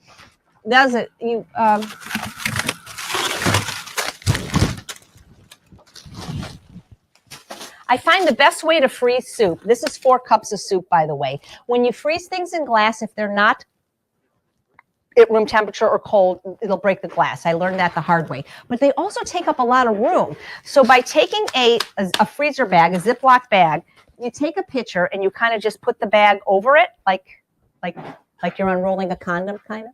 I don't know how, you know what I'm saying? Like, you put it over it, and then you scoop it in, and then guess what? This lays nice and flat in your freezer. And I know what this is, but you can write on it. You could write the date. And then if I'm out of town and Charles wants soup, he can just take this out the night before or before he goes to work and put it in the fridge. Now, the other thing that's great about the Instant Pot is this is my scrap bag. So, like, the ends of the zucchini, the peel of the onion, the peel of the garlic, the knob of the celery. A lot of people throw it away because what are you going to do with it? But a lot of people compost it. But in an apartment, I don't have a compost heap. So I put it in a 1-gallon Ziploc bag. And when the bag becomes full, I put it in my Instant Pot with about 8 or 10 cups of water, any seasonings you want. Usually I use basil, thyme, oregano, rosemary, half a teaspoon each, two bay leaves. And for 10 minutes, I cook it at high pressure, and then I strain it. Let me show you how I strain it in a second. Okay, so this is a paint straining bag. I got this in a place called Orchard Supply Hardware. You can also get them in a paint store. This was 99 cents. So these are great if you make non-dairy milks from scratch.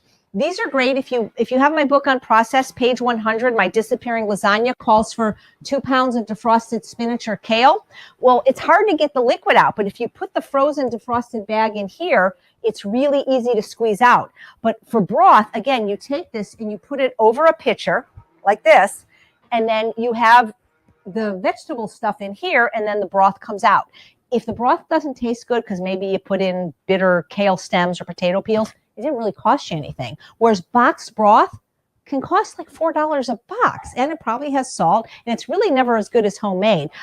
So it's fun to make it yourself, and it's cheap, and I like saving money. So that's how we do that. So I think the next recipe is the barefoot dressing, right? Or should I start the rice first? Maybe I should start. Okay, so how much liquid do I need for the rice? A cup? All right, so now I'm going to use the baby iPod. I love this 3-quart one. I always traveled with my 6-quart, and it fit fine under my plane seat. But the 3-quart's better for me to travel with because usually I'm one person, and it's smaller and it's adorable. And I always put stuff in the Instant Pot when I travel, like maybe some cooked potatoes. And there's no trouble, except for the weekend of the Boston Marathon bombing, where they actually used a pressure cooker. Not an Instant Pot one, thankfully, to blow up, unfortunately. That was the only time they ever stopped me at TSA. And that was horrible because I don't watch the news and I really didn't know why I was being stopped. And then somebody, anyway, but they don't have a problem. I've taken my blender, I've taken my food processor, but you can't take the blade. The blade has to go in the suitcase, but I've taken that. So we're going to use this 3-quart one. And I'm actually going to show you something in this one that I didn't show you the last time. So I've been vegan for almost 41 years, and people have said, I eat healthy, but I don't have enough time. I don't have enough money. If you get a pressure cooker, you can have both, because when you cook things from scratch, like beans, like grains, Gustavo and I did a store tour, and we went to Walmart and the 99-cent store and the ethnic market Super King. And when you buy stuff in bulk, I mean, yeah, it may not be organic, but 49 cents a pound for beans and rice. I mean, come on. It's ridiculous how cheap it is if you cook it yourself. And with an Instant Pot, you can cook beans in anywhere from 10 to 20 minutes, depending on whether or not you soak them. You can cook steel cut oats in 5 minutes. You can cook corn on the cob in 3 minutes. Something like, for example, rice will still take probably 30 or 40 minutes, but the Instant Pot can replace 7 of your appliances because it's a pressure cooker, which means it cooks things at high temperature quickly. It's also a slow cooker, which cooks things at lower temperature for a long period of time. It's a rice cooker if you want it to be. It has a saute feature, which means you don't have to dirty another pot. I'm going to show you how to saute right in it. It's a yogurt maker, and it has 2 more functions, and I forget what they are. Does the laundry? No. It's what? I forget what it does. It does do 2 other things. Let's see. Yeah. So pressure cooker, rice cooker, slow cooker, yogurt maker, saute. I don't know. But anyway, even if it only pressure cooked, I'd be in love with it. But I'm going to show you how to saute without any oil. So we're going to talk about what I call the evil trinity very soon: oil, sugar, salt. But of all those 3 things, probably the most important to either greatly decrease how much you eat or even completely eliminate is oil. But a lot of people say, well, how can I cook without oil? Well, you're going to have a delicious cake dessert, carrot cake, and there was no oil in it. There was no fat in it. I mean, there was fat in the natural ingredients, but I didn't use any oil or nut butter or anything. You had Brussels sprouts that were roasted without oil. You don't need it. So how do you saute without oil? You don't use oil. So I'm going to show you how right now. There is a button on the Instant Pot that says saute. So I'm going to push that. There we go. And now I'm just going to dump my chopped onions in. It's just easier for me to use chopped onions. But again, if you can certainly chop it yourself. You go to stores like Smart and Final, you can get like 20-pound bags of chopped onions frozen. It makes it really easy. So I'm just going to put it in. And then I just watch it. And then every now and then I'm going to stir it. If I feel like it's burning, it won't burn. But if I feel like it's sticking, I'll just take a little bit of water or vegetable broth and just add a little bit at a time. Oh, I forgot to put this in the soup. Hopefully you didn't stir it. This is the spices. That would have been not very flavorful, I'll tell you, with all the spices right here. What do you need?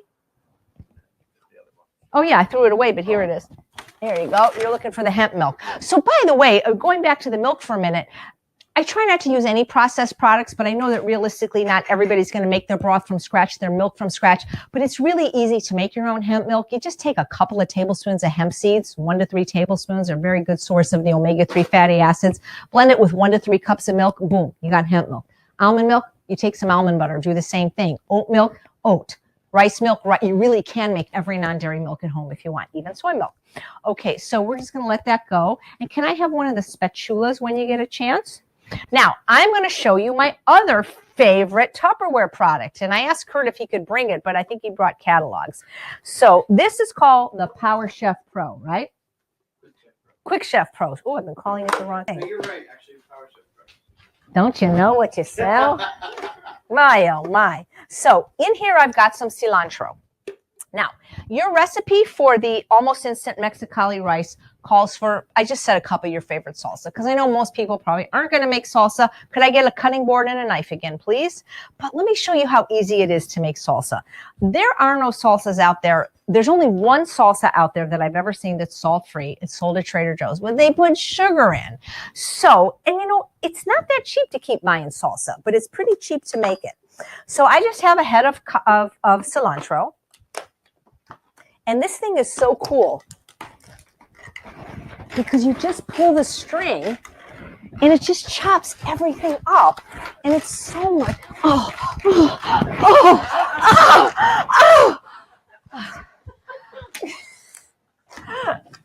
Yeah. Was it good for you? Everybody was, right, exactly. Yeah.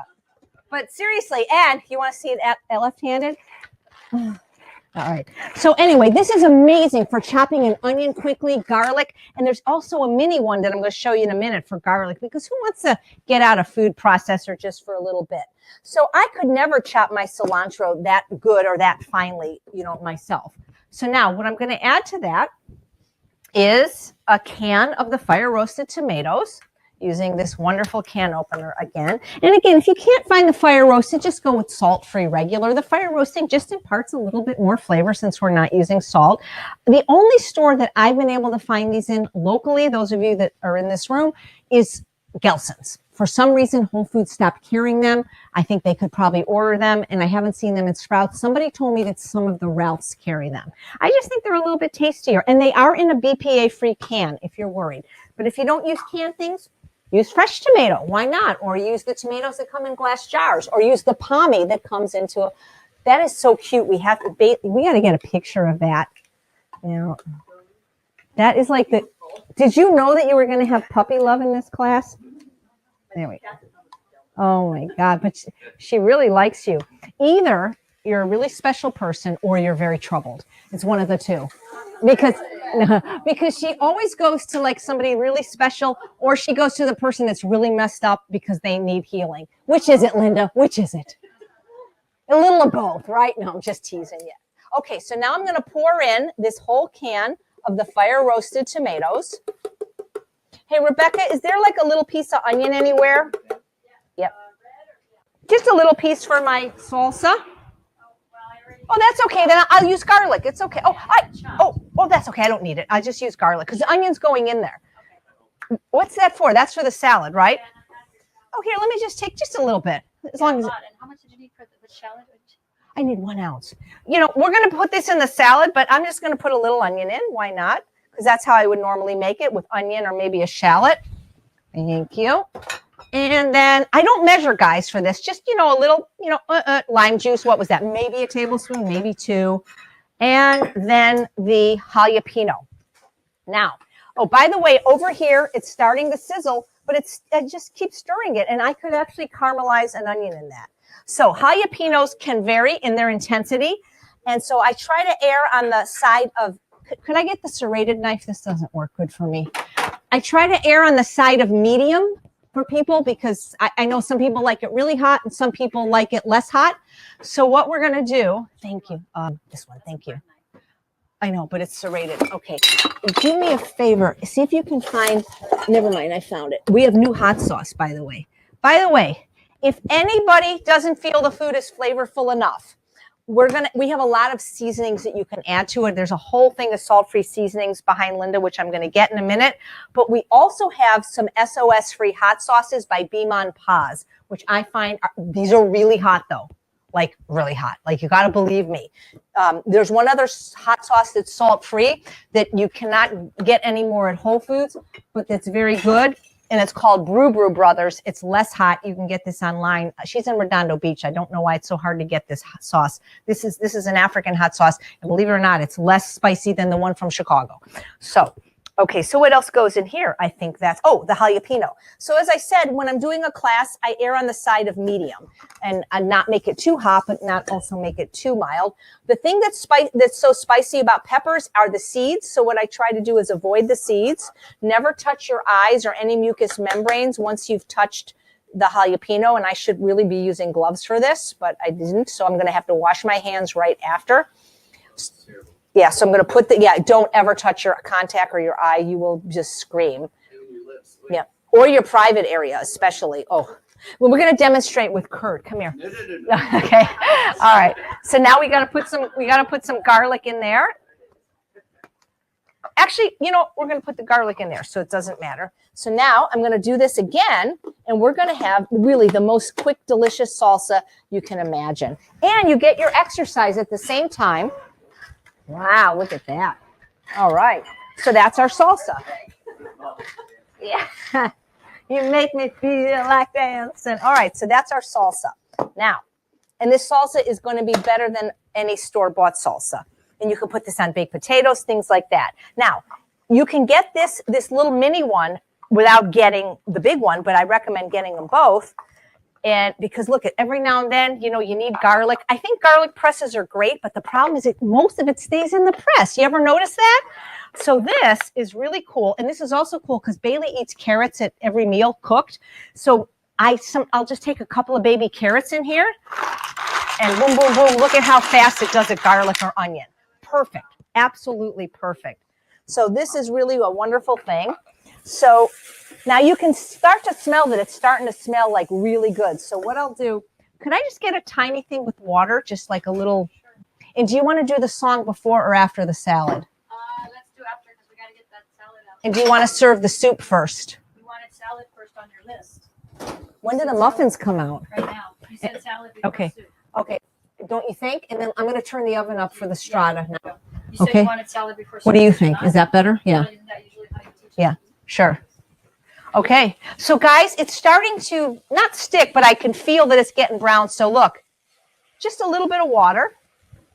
And you can see that the onion is almost completely brown.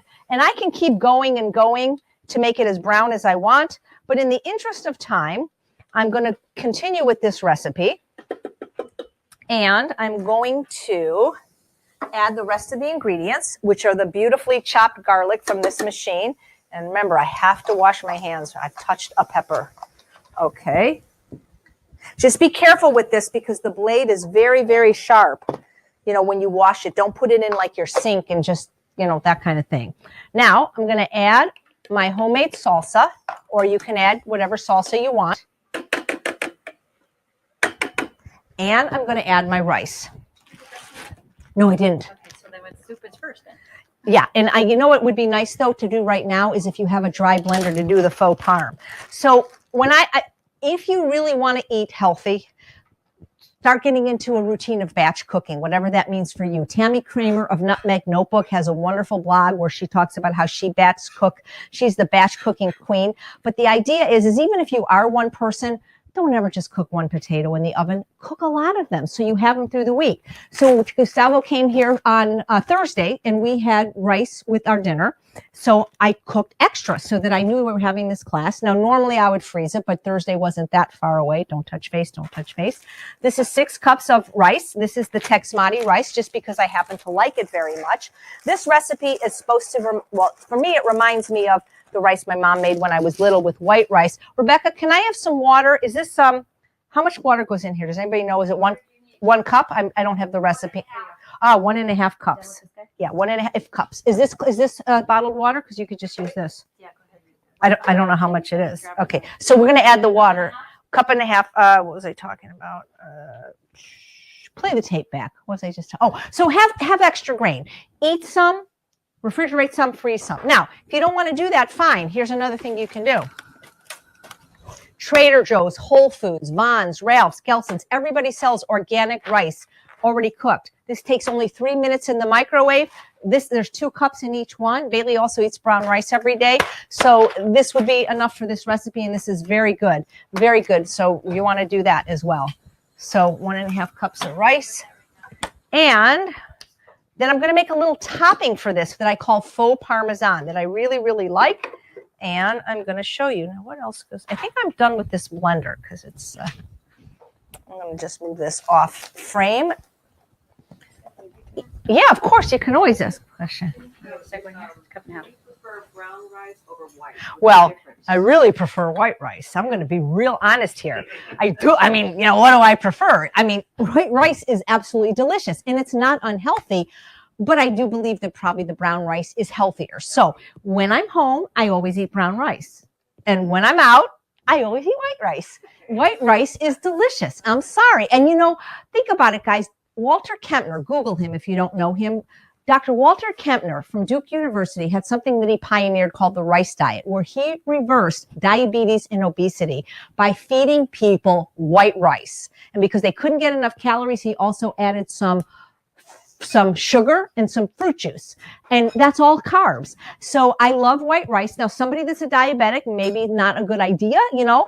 But as far as do I like the taste? I love the taste. And that's what I love. Like when I go out into the mall, it's like, oh, they don't have brown rice. Oh, too bad. You know, so sometimes like when I do the cruises, that's all I can get. And I really do love white rice, but I've never actually cooked it. So but I do like brown rice too. Now this Tex-Mati is delicious. Rebecca, don't I need another half a cup of water?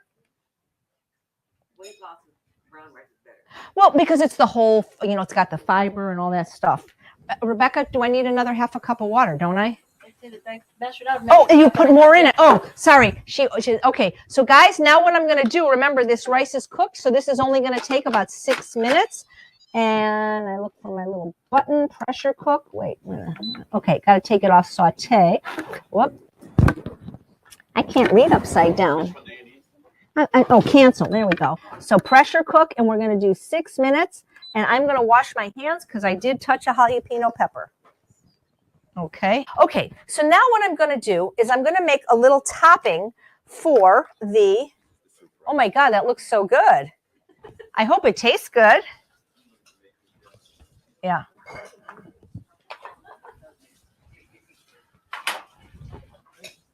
Is it good, you guys? I can't, you didn't know. You don't know. That poor side, that poor. I need to wipe my table off. Okay. About what? Oh, yeah. Okay. Oh, let me get the salt-free seasonings while they wipe my table off. If you don't like it, it's delicious. Good. Hi. You have the most prettiest eyes I ever saw. You'll have to excuse my reach because I forgot to bring this out. Hello, Jasper. It's one of the best names ever because it starts with a J. Jasper, do you know why we always talk to dogs in this kind of tone? It's really weird. Even if you were really bad, I would say that just like this. Okay, so you guys, I forgot to put these out. I'm going to put these out for the class. I have like every salt-free seasoning you can imagine. And, well, we could, if anybody wants to come to the seasoning table. Yeah, well, I'm so sorry I forgot to put this out. But I used my favorite, which is Benson's Table Tasty, which I'm going to encourage you to taste on its own by just sprinkling some in your hand. You got to get it from Benson's. Now, she used to live here and sold it in Pasadena at the farmer's market. But she had the gall to get married and move to Vegas, which means now we're going to buy it online. But again, you get the 10% off with AJ. If you come to the Vegas conference, she'll be there. The Benson's Table Tasty is my favorite because it tastes the most like salt. So now I want to make a sprinkle for the rice. And this is called faux parmesan, faux meaning fake. Oh, I forgot to put the tomato paste in. Don't worry, it's not too late. Look at that. Sorry, forgot the tomato paste. It's a half a can, so 3 ounces. Sorry about that. All righty. Oh my God, I love you. See, this is what, thank you. It would have not, I forgot a can. Thank you so much. I just don't have a, yep. So guys, follow the rest. Thank you. That would have made a big difference. There wasn't enough liquid. Thank you. I knew there was a reason for the extra can there. That's a real lifesaver what you did. I need a little more tomato in there so it'll be orange rice. So you added another. Well, it was supposed to have the can. The can has a Yeah. roasted tomato. Yeah, And because tomato paste. and tomato paste. I totally forgot. All this, tell them that all this is gonna be. Yeah, oh, it's all going to be in the recipes, guys. We're going to correct the recipes today. You'll get them tomorrow. Don't worry.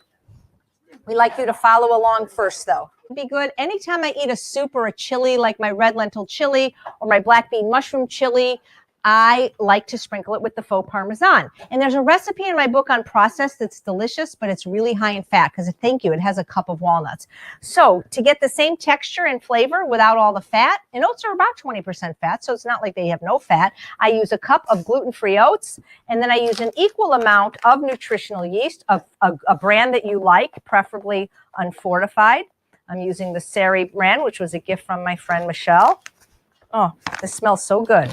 And then a half a tablespoon of Benson's Table Tasty. Whoa, Benson's Table Tasty. Or is it 1 tablespoon? I don't even know. Thank you. All right, there we go. All right, and then I'm just going to whiz it up in the blender. And this is going to top your rice.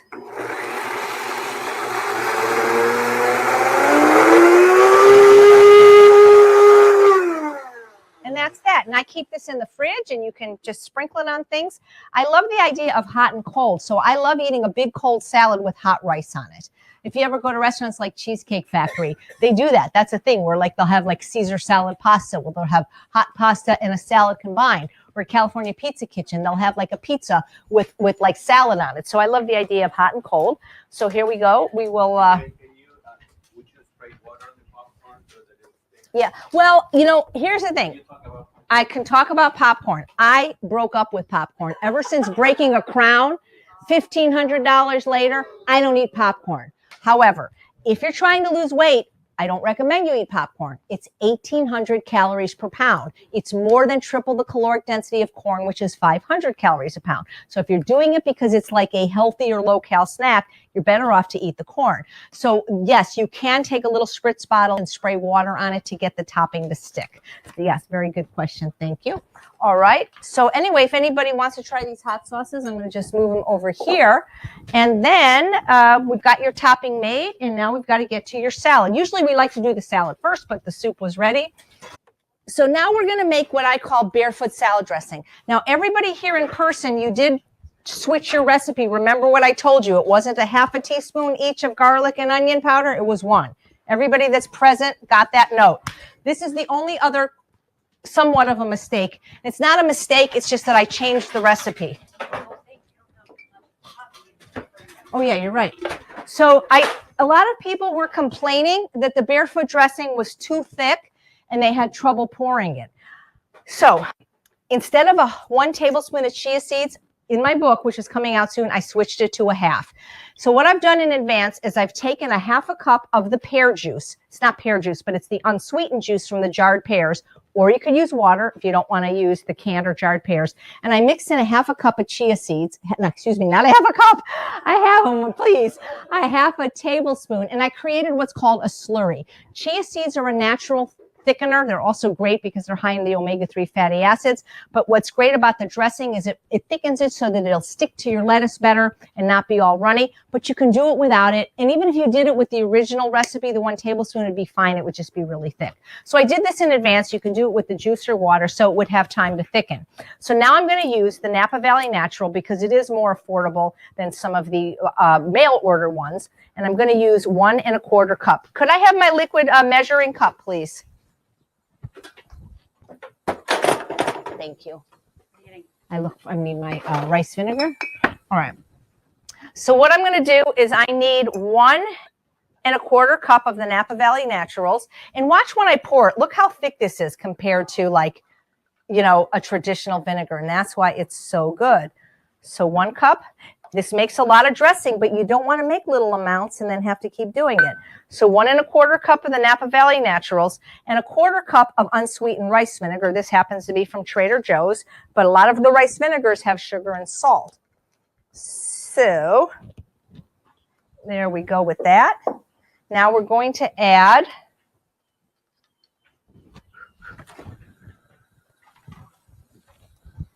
more of the pear halves. This is 5, so 2 1/2. There we go. We're going to add, do you have my shallot? Yes. Yeah, thank you. 1 ounce of a shallot. If you don't have a shallot, that's okay. Anybody know what a shallot is? Close. It's a cross. If imagine a garlic and an onion had a date with unprotected sex, the baby would be a shallot. Yeah, that's what a shallot is. So a little bit of garlic, of course. Oh no, we are so screwed. No, we're not screwed. We're okay. We're okay. Whew, I thought we were screwed. The nutritional yeast. I don't want them to see this. A cup of nutritional yeast. I thought I'm out because it was out there, but I had more in the kitchen. I got scared because actually I think they do sell nutritional yeast at Trader Joe's now, though. Sometimes anyway. So yeah, so I got my garlic, got my lime juice, and I don't mind using bottled lime juice, guys. It's organic. I get lazy, and even though I have a machine. Thank you. 1 cup of nutritional yeast. And I have a friend, Nikki, that's allergic to it, and we tried to make this recipe without it. It just fell flat. And that's why I understand that people don't like mustard. They don't like certain things. But since I'm creating these recipes, it's really hard to just take out something that's a key ingredient. And it's not that it's going to be bad. It's just not going to taste the way I envisioned it. But you certainly are welcome to try and create your own recipe. 3/4 cup of lime juice. If you didn't have lime juice, you could use lemon. But I think lime's a little better because it's sweeter. And then, does anybody know how much mustard goes in this? I don't have my recipe in front of me. Is it a 1/2 cup? Thank you. And then my chia seed slurry in a minute. Right there in front of you. Yeah, that's the best place to hide things. Yeah, but that's why the best place to hide stuff is right in front of me. Or in your hand. Yeah, this looks like about a 1/2 cup, so we're just going to go with it. Boom, boom. Maybe I need a little more. That's going to be fine. I'm not a very precise chef. When I bake, I am. Believe me, everything gets measured when I bake. But I'm sure that was about a 1/2 cup. And so I'm going to add the slurry after I blend because that will thicken it right up. You can make jams with chia seeds. They're really wonderful for things like that. Okay. You know, bottle dressing is not very good. It really isn't. It has stabilizers and additives and oil and sugar. I mean, it may taste good, but it really isn't good. And, you know, find a dressing you love and eat as many salads as you can. Now I'm going to add the nice thick slurry. Do you have a second favorite after that? Well, this is my favorite dressing, and then I use all the flavored vinegars as dressing. So I love using Be Mon Pa's grapefruit vinegar as my sole dressing. It's so good. There's actually one at Whole Foods, a cherry balsamic that I really, really like. I can't think of the name of the company now, but I just even regular vinegar. And you know, when you have really delicious salads with so many things in them, like the one that I'm going to serve you, because we have fruit in the salad. I forgot the blueberries in a salad. We're going to have grapes. You almost don't need dressing. So there's this dressing, and I don't know how long it lasts because here it doesn't last. It's, you know, like a week, you know, but I probably will last a long time. So we're going to serve you a salad really soon. But do you want to do the song first? All right. So we have another musical number, and this one is I'm going to be joined by some backup singers. They're known as the Kalettes, and they're very good, by the way. All right, so everybody wants the cinnamon roll recipe, the new one, and it's cinnamon buns, I'm calling it, that are good for your buns. I was on a show with some young people named Nina and Randa Nelson, and their viewers wanted me to make a cinnamon roll because they eat very much like me. They had very bad acne, and so they eat a no fat added diet as well. And no gluten. And I just at the time didn't have a cinnamon roll recipe, so I came up with one. Now, guys, I'm not trying to make you buy expensive things like Be Mon Pa's vinegar and Benson's Table Tasty. But if you want my recipes to taste like they taste here, which is delicious, you might want to consider them. But this is not negotiable for this recipe. It's for the crab muffin. It's fine if you use a paper. But this is a very thick pancake batter. If you do not use a nonstick silicone muffin pan, I promise you, you will lose most of the cinnamon bun to the paper. Again, $6.79 at Walmart, $7.99 on Amazon. So the thing is, it won't stick because it can't. But let me show you ones that I've already baked. The red ones there. Up there, yeah. Thank you. Just to show you, the people here theirs are already frosted and made. But just to show you that when you put them in here. But the thing is, you have to cool them. You can't try to pop them out while they're hot. It just won't work. If you do this, look at this. It comes right out. Look at, boom, boom. See that? No sticking. Oh, look, no sticking. So I did this one in advance to show you that it won't stick, and then it's this perfect muffin. But if you use a paper, when you see how thick the batter is, it will stick.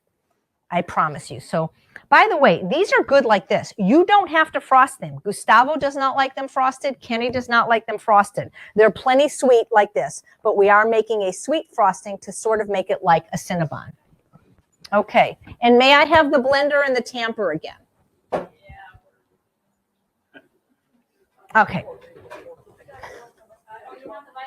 Yeah, I think I'd like the Vitamix, please. Okay, so let me get all my ingredients here. It's just called mise en place. It's always good to have everything in its place when you're starting a recipe, and that's why I do so much measuring in advance. Oh my God, this is laundry detergent. I don't know why that got. All right, well that is not going. It's a clean diet. Yeah, it's very clean. That is too funny. Okay. All right. Here's the one with the cinnamon. Okay. Yes. Don't try this at home. Boy, that was, oh shoot, I'm out of bananas. Oh, this is killing me. Does anybody have a banana? Well, you know what? It doesn't hey, it doesn't matter. Yours are already made, right? This is ready. So we'll serve this when we get a chance. You want to put a fresh banana in just for... Yeah. So guys, which one looks the most ripe, you think? Maybe these aren't. That's not too bad. Okay, these are actually not horrible. They're so remember what I said earlier about the smoothie? Since we're not using sugar, we actually are using a few optional dates this time. The riper your banana, the sweeter it's going to be. They're not going to eat these. I am, so it's completely fine that I'm not using the ripest banana. I call for 2 large bananas. To me, these are more small or medium, so I'm going to use 3. Or let's see, I'm going to look. I want to pick the ones that are have the most spots. So it'll be this one and this one. This is large enough. We'll use 3. I like banana. Okay, so there we go. All right, so now, and was anything in here that's, could I get a liquid measuring cup, please? Not on the table still? Oh, okay. All right. So we're going to start out with, somebody want to read the recipe to me? I'm sorry. Is it half a cup of almond milk? Yeah. Nope. We're doing the cinnamon buns now. Half a cup. Okay, I'm waiting for and I need the scoop. Yeah, I'll get you the scoop. We're looking for your measuring cup. Okay, if not, you can just give me a dry one and I'll do it. By the way, dry measuring cups and liquid measuring cups, they're not the same. Trust me. It's less. If you try to do the dry measuring cup, a half a cup, it's actually less. So you can't really substitute. So that's why I'm waiting. There should be little lines on here, but I'm not quite familiar with them. So Which one did you want? the biggest one, and I also want a spatula, please. And does anybody know where my vanilla powder is? Right here. Oh, thank you. Yeah. If you were going to steal something from my house, go for the vanilla powder. It's definitely the most expensive thing here, So, okay. Thank you, ma'am. All right. Somebody sent that to me anonymously. I'd like to be what if everybody comes forward and pretends they sent it to me? Okay. Half a cup of non-dairy milk. And then the banana. Again, please try to make these as ripe as possible. These aren't going to be horrible. By the way, do you guys know that monkeys peel their bananas this way? And you know why? Because then they don't break. See, if I peel it this way, we're all primates this way, look. See, it breaks. But if you peel it the way a monkey was taught, the bottom doesn't break. Aren't monkeys... I know, this was worth the price of the class. Aren't monkeys smart? I know. Unbelievable, right? Yep. So I'm just going to blend this. And by the way, we were talking about how easy it is to make any kind of non-dairy milk earlier. You can make banana milk, just bananas and water. It's fine for your cereal, for your oatmeal. Yeah. So, Oh, is there? I don't put red onion on the salad because does everybody like onion? Or good. I'm glad I asked. So just you, Jennifer. Okay, so there's 3 people that don't want onion. So that's good that I kept it aside because I don't normally put onion in my salad because my husband doesn't like onion, but I love it. The only thing that's missing from your salad that I would have liked is I like putting fresh herbs in like parsley and mint. There is a video free on my website on how I make my giant salads, and they're very good, and I think so. Okay, so I'm going to add 8 Deglet Nor dates, and the dates that I'm using today came from a company called ilovedatelady.com, and again, I have a discount code, Chef AJ 10%. We're also going to be using the date syrup. So these are the smaller ones, and no pits, of course.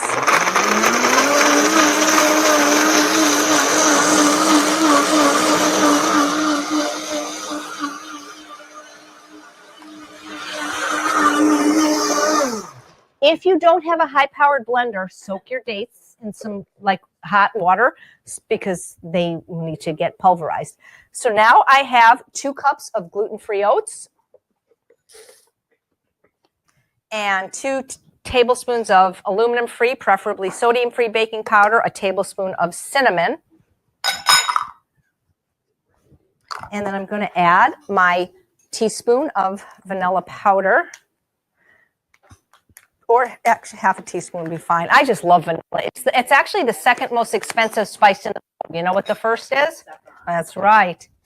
And vanilla seems to be getting more expensive.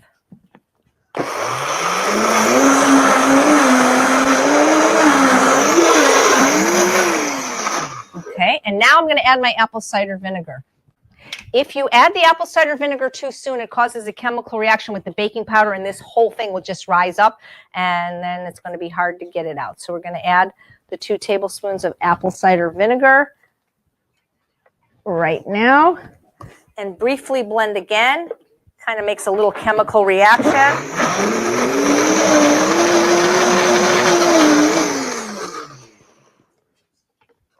Now, I don't know if you can see how thick this is. This is really thick. This is pancake batter.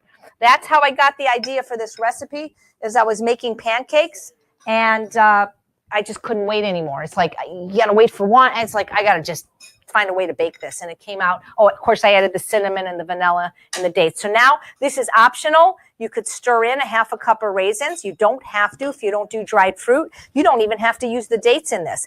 I never can decide if I should use the sweeter yellow raisins or the purple ones, so I'm just doing both. And some cinnamon rolls actually have raisins. So there we go. And now what we're going to do is fill this muffin pan evenly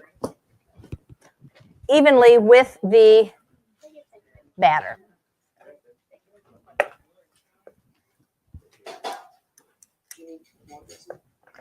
The reason it's called barefoot salad dressing is because I think it'll knock your socks off. I've had children write to me from parents emailing me saying I never would eat salad till this dressing, because I was trying to create a dressing for this person that just didn't like anything. She was in my live ultimate weight loss program. I gave you guys flyers about there. It starts in April, and she just hated everything I made. She was like, I don't like balsamic vinegar. I don't like mustard. I don't like nutritional yeast. So I said to myself, I'm going to make a dressing with all those things, and she's going to like it, and she did. That's why just, tastes change, guys. You develop taste preferences for what you habitually eat. I didn't think I liked mustard either. And maybe you don't like mustard, but maybe in the cauliflower bisque, you will like it. This is why I like the Blendtec for certain reasons better. It's easier to get stuff out, in my opinion, but they're both wonderful blenders. Are the dates optional? Yes, the dates are optional. The dates just make it sweeter. Dates and raisins are optional, but you will need the bananas. Yep. So I heard the word so good. Good. Thank you. Yeah, it is good. I love this recipe. People really seem to like it. Unless they can't have nutritional yeast, but without the nutritional yeast, it just did not taste good, or not as good, that's for sure.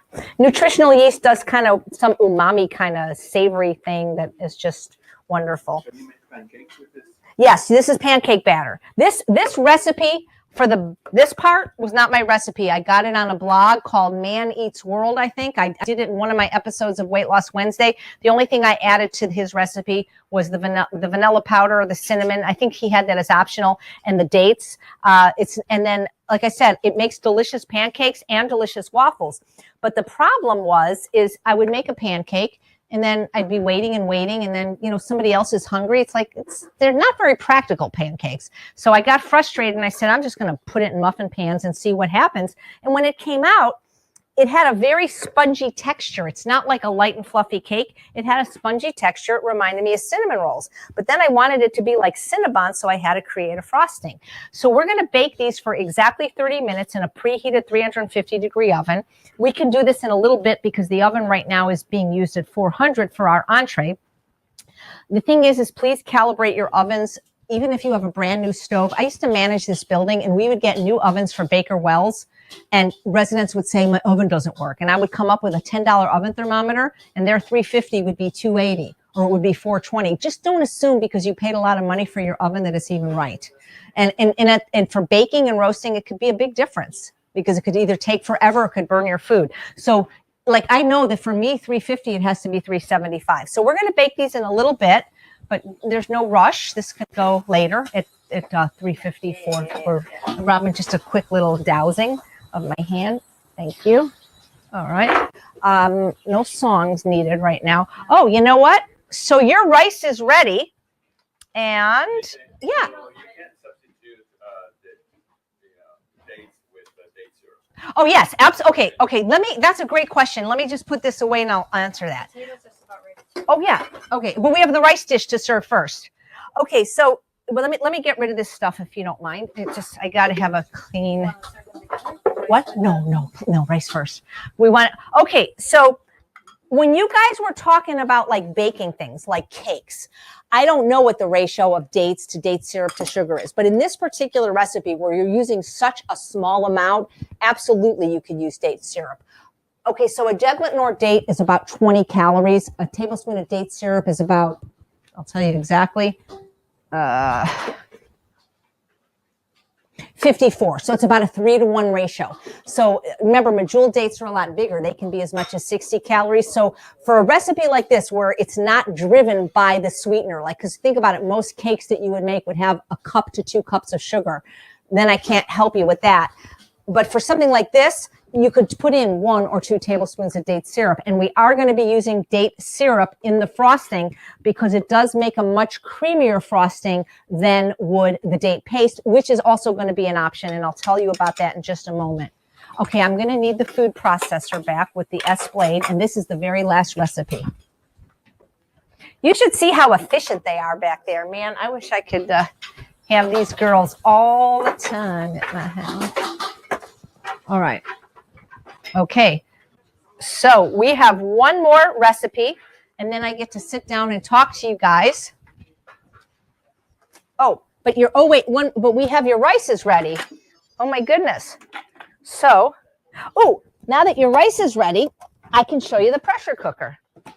So, I unplugged the wrong one. So you're gonna get some rice, which is nice. So just going to take this in the kitchen. You're going to have your rice and your faux parm. I'm going to show you the Brussels sprouts. I think it's tasty. I heard that was it the Korean War? They used it for IV or something. It's very tasty. It's high in electrolytes, but for people trying to lose weight, it's really high in sugar. So one serving is 50 calories, whereas water has no calories. And I think if you open the coconut and drink it, it's fine. But now people are packaging it. And so now you have the packaging and they're putting things in like chocolate flavorings. So I think if when I'm in the Caribbean, I don't mind if they cut open a coconut and I drink it. But the idea of then packaging it into cans and bottles, it does not taste very good to me. In culinary school, we use real fresh Thai coconuts. So we would have the water. That tastes very good. But once you put it in a can in a box, it's pretty not very good. Yeah, another trick Trader Joe's has like glucose or something in it. Yeah. Some of them are just plain. Mhm. But What are you I looking make for? rice, white rice with it. Yes, just make sure you plug it in, not to the one that the pressure cooker's plugged Oh, into. this is the one with the vitamins. So what else is plugged in there? You can take it away. Yeah, you can unplug it. Okay. So guys, now I'm going to show you. Can I have the Brussels sprouts back? I'm going to, before I do the frosting, Gustavo, if you want to like push the camera, I don't know if they can see this. So here's how we work the air fryer. Yeah, thank you. So this is purple. If you ever get me a present, I would recommend purple, just because it happens to be my favorite color. It's pretty soon the whole house will be purple. So again, there's only 3 pieces. This part, the basket, and the thing that the basket goes in. You don't want to obstruct the holes. I know a lot of people are doing stuff with parchment paper to make it clean easier. The company says don't do that. So I don't do that. That's the one thing I do listen to. So what I'm going to do first is preheat it. And I press this middle button, the home button. I press the P, and then I press the home button. And then for 3 minutes, it's going to preheat. And then I'm going to dump all of these Brussels sprouts in there. And I'm going to put about 20, 22 minutes at 400. And at about 10 minutes, I'm going to take... This is the balsamic Dijon glazed roasted Brussels sprouts that has 50-50 mixture of a good quality reduced 4% acidity balsamic vinegar and a salt-free mustard. By the way, the Be Mon Paz smoked vinegar is also excellent in this recipe. All right, so now while that's doing that, we're going to get ready to do the frosting for the muffins. So once again, back by popular demand, is the roasted Hannah yams, which I roasted yesterday. And this is the flesh, 2 cups. That's why batch cooking is so great. This has not been frozen, but it's fine if it was, and then you always have frosting. So you could also use the Japanese for these. I find that this is a little bit more creamy. The Japanese, the flavor is exceptional. It's like vanilla, but I find the Hannah's to be a little bit more creamy when I'm doing a frosting. And then we are going to put in a 1/4 cup of date syrup. I'm using the caramel flavored, but they have regular. This may have salt. I'm not sure, but I ran out of, oh, it's okay. I ran out of the regular. Could I get a spatula, guys? And could I get a spatula and can I get those 4 muffins back? Thank you. The 4 muffins that were in the red thing.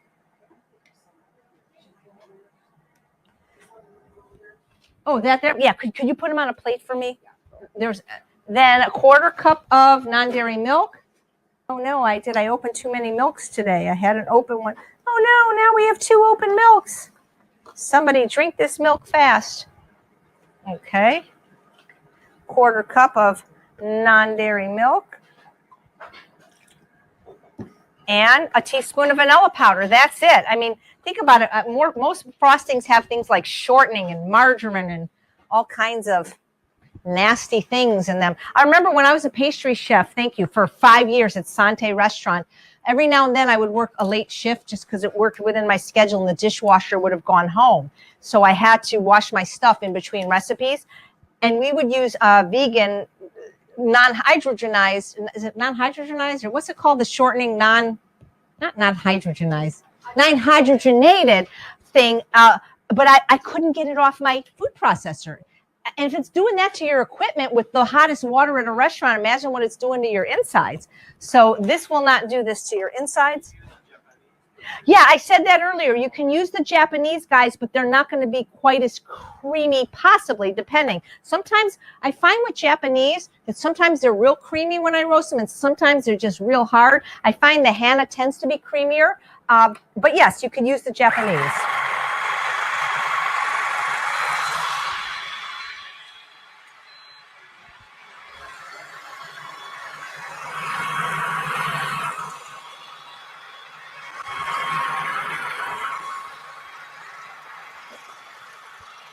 Anything else in this recipe? Can you show how bored this young man is? It's just, oh, he's waking up now. I was talking to Jasper, not Reggie. That was just so cute. No, not you, Reggie. No, but his head, it was so cute. We have a doggy guest here. He was like this a minute ago. Is there anything else in here other than those 4 ingredients? That's it, right? All right. Linda had these last night at a birthday party.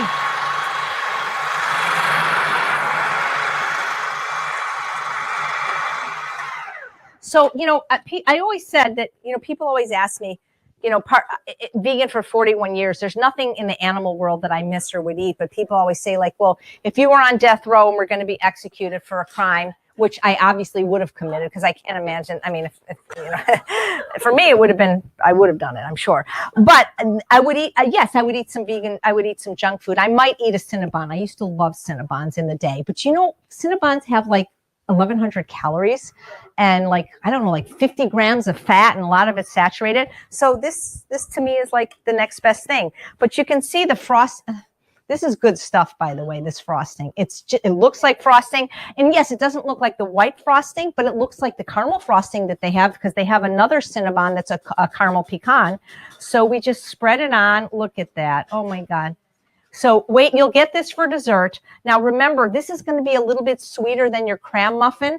So I would recommend, if you eat something very sweet and something less sweet, you may not fully appreciate the cram muffin if you bite this one first. So as tempting as it is, I would have that second. Show them the frosting. So there we go. Charles, you want a cinnamon bun?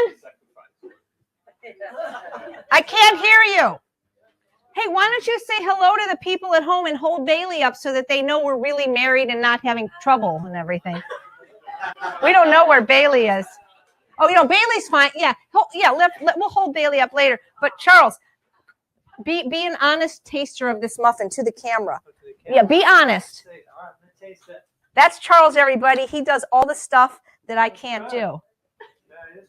Yeah. All right. So you guys yours are chilled, because I just like them chilled. So we have 3. Oh my God, this is perfect. Girls, we have 3 muffins for you. For the first time, you don't usually get to eat. I mean, not the good stuff anyway. There we go. So now we have completed all the recipes. So Gustavo, if there's no questions from the viewers at home on the recipes, I'm going to take a little break, not a break but I'm going to sit down and give it a little talk.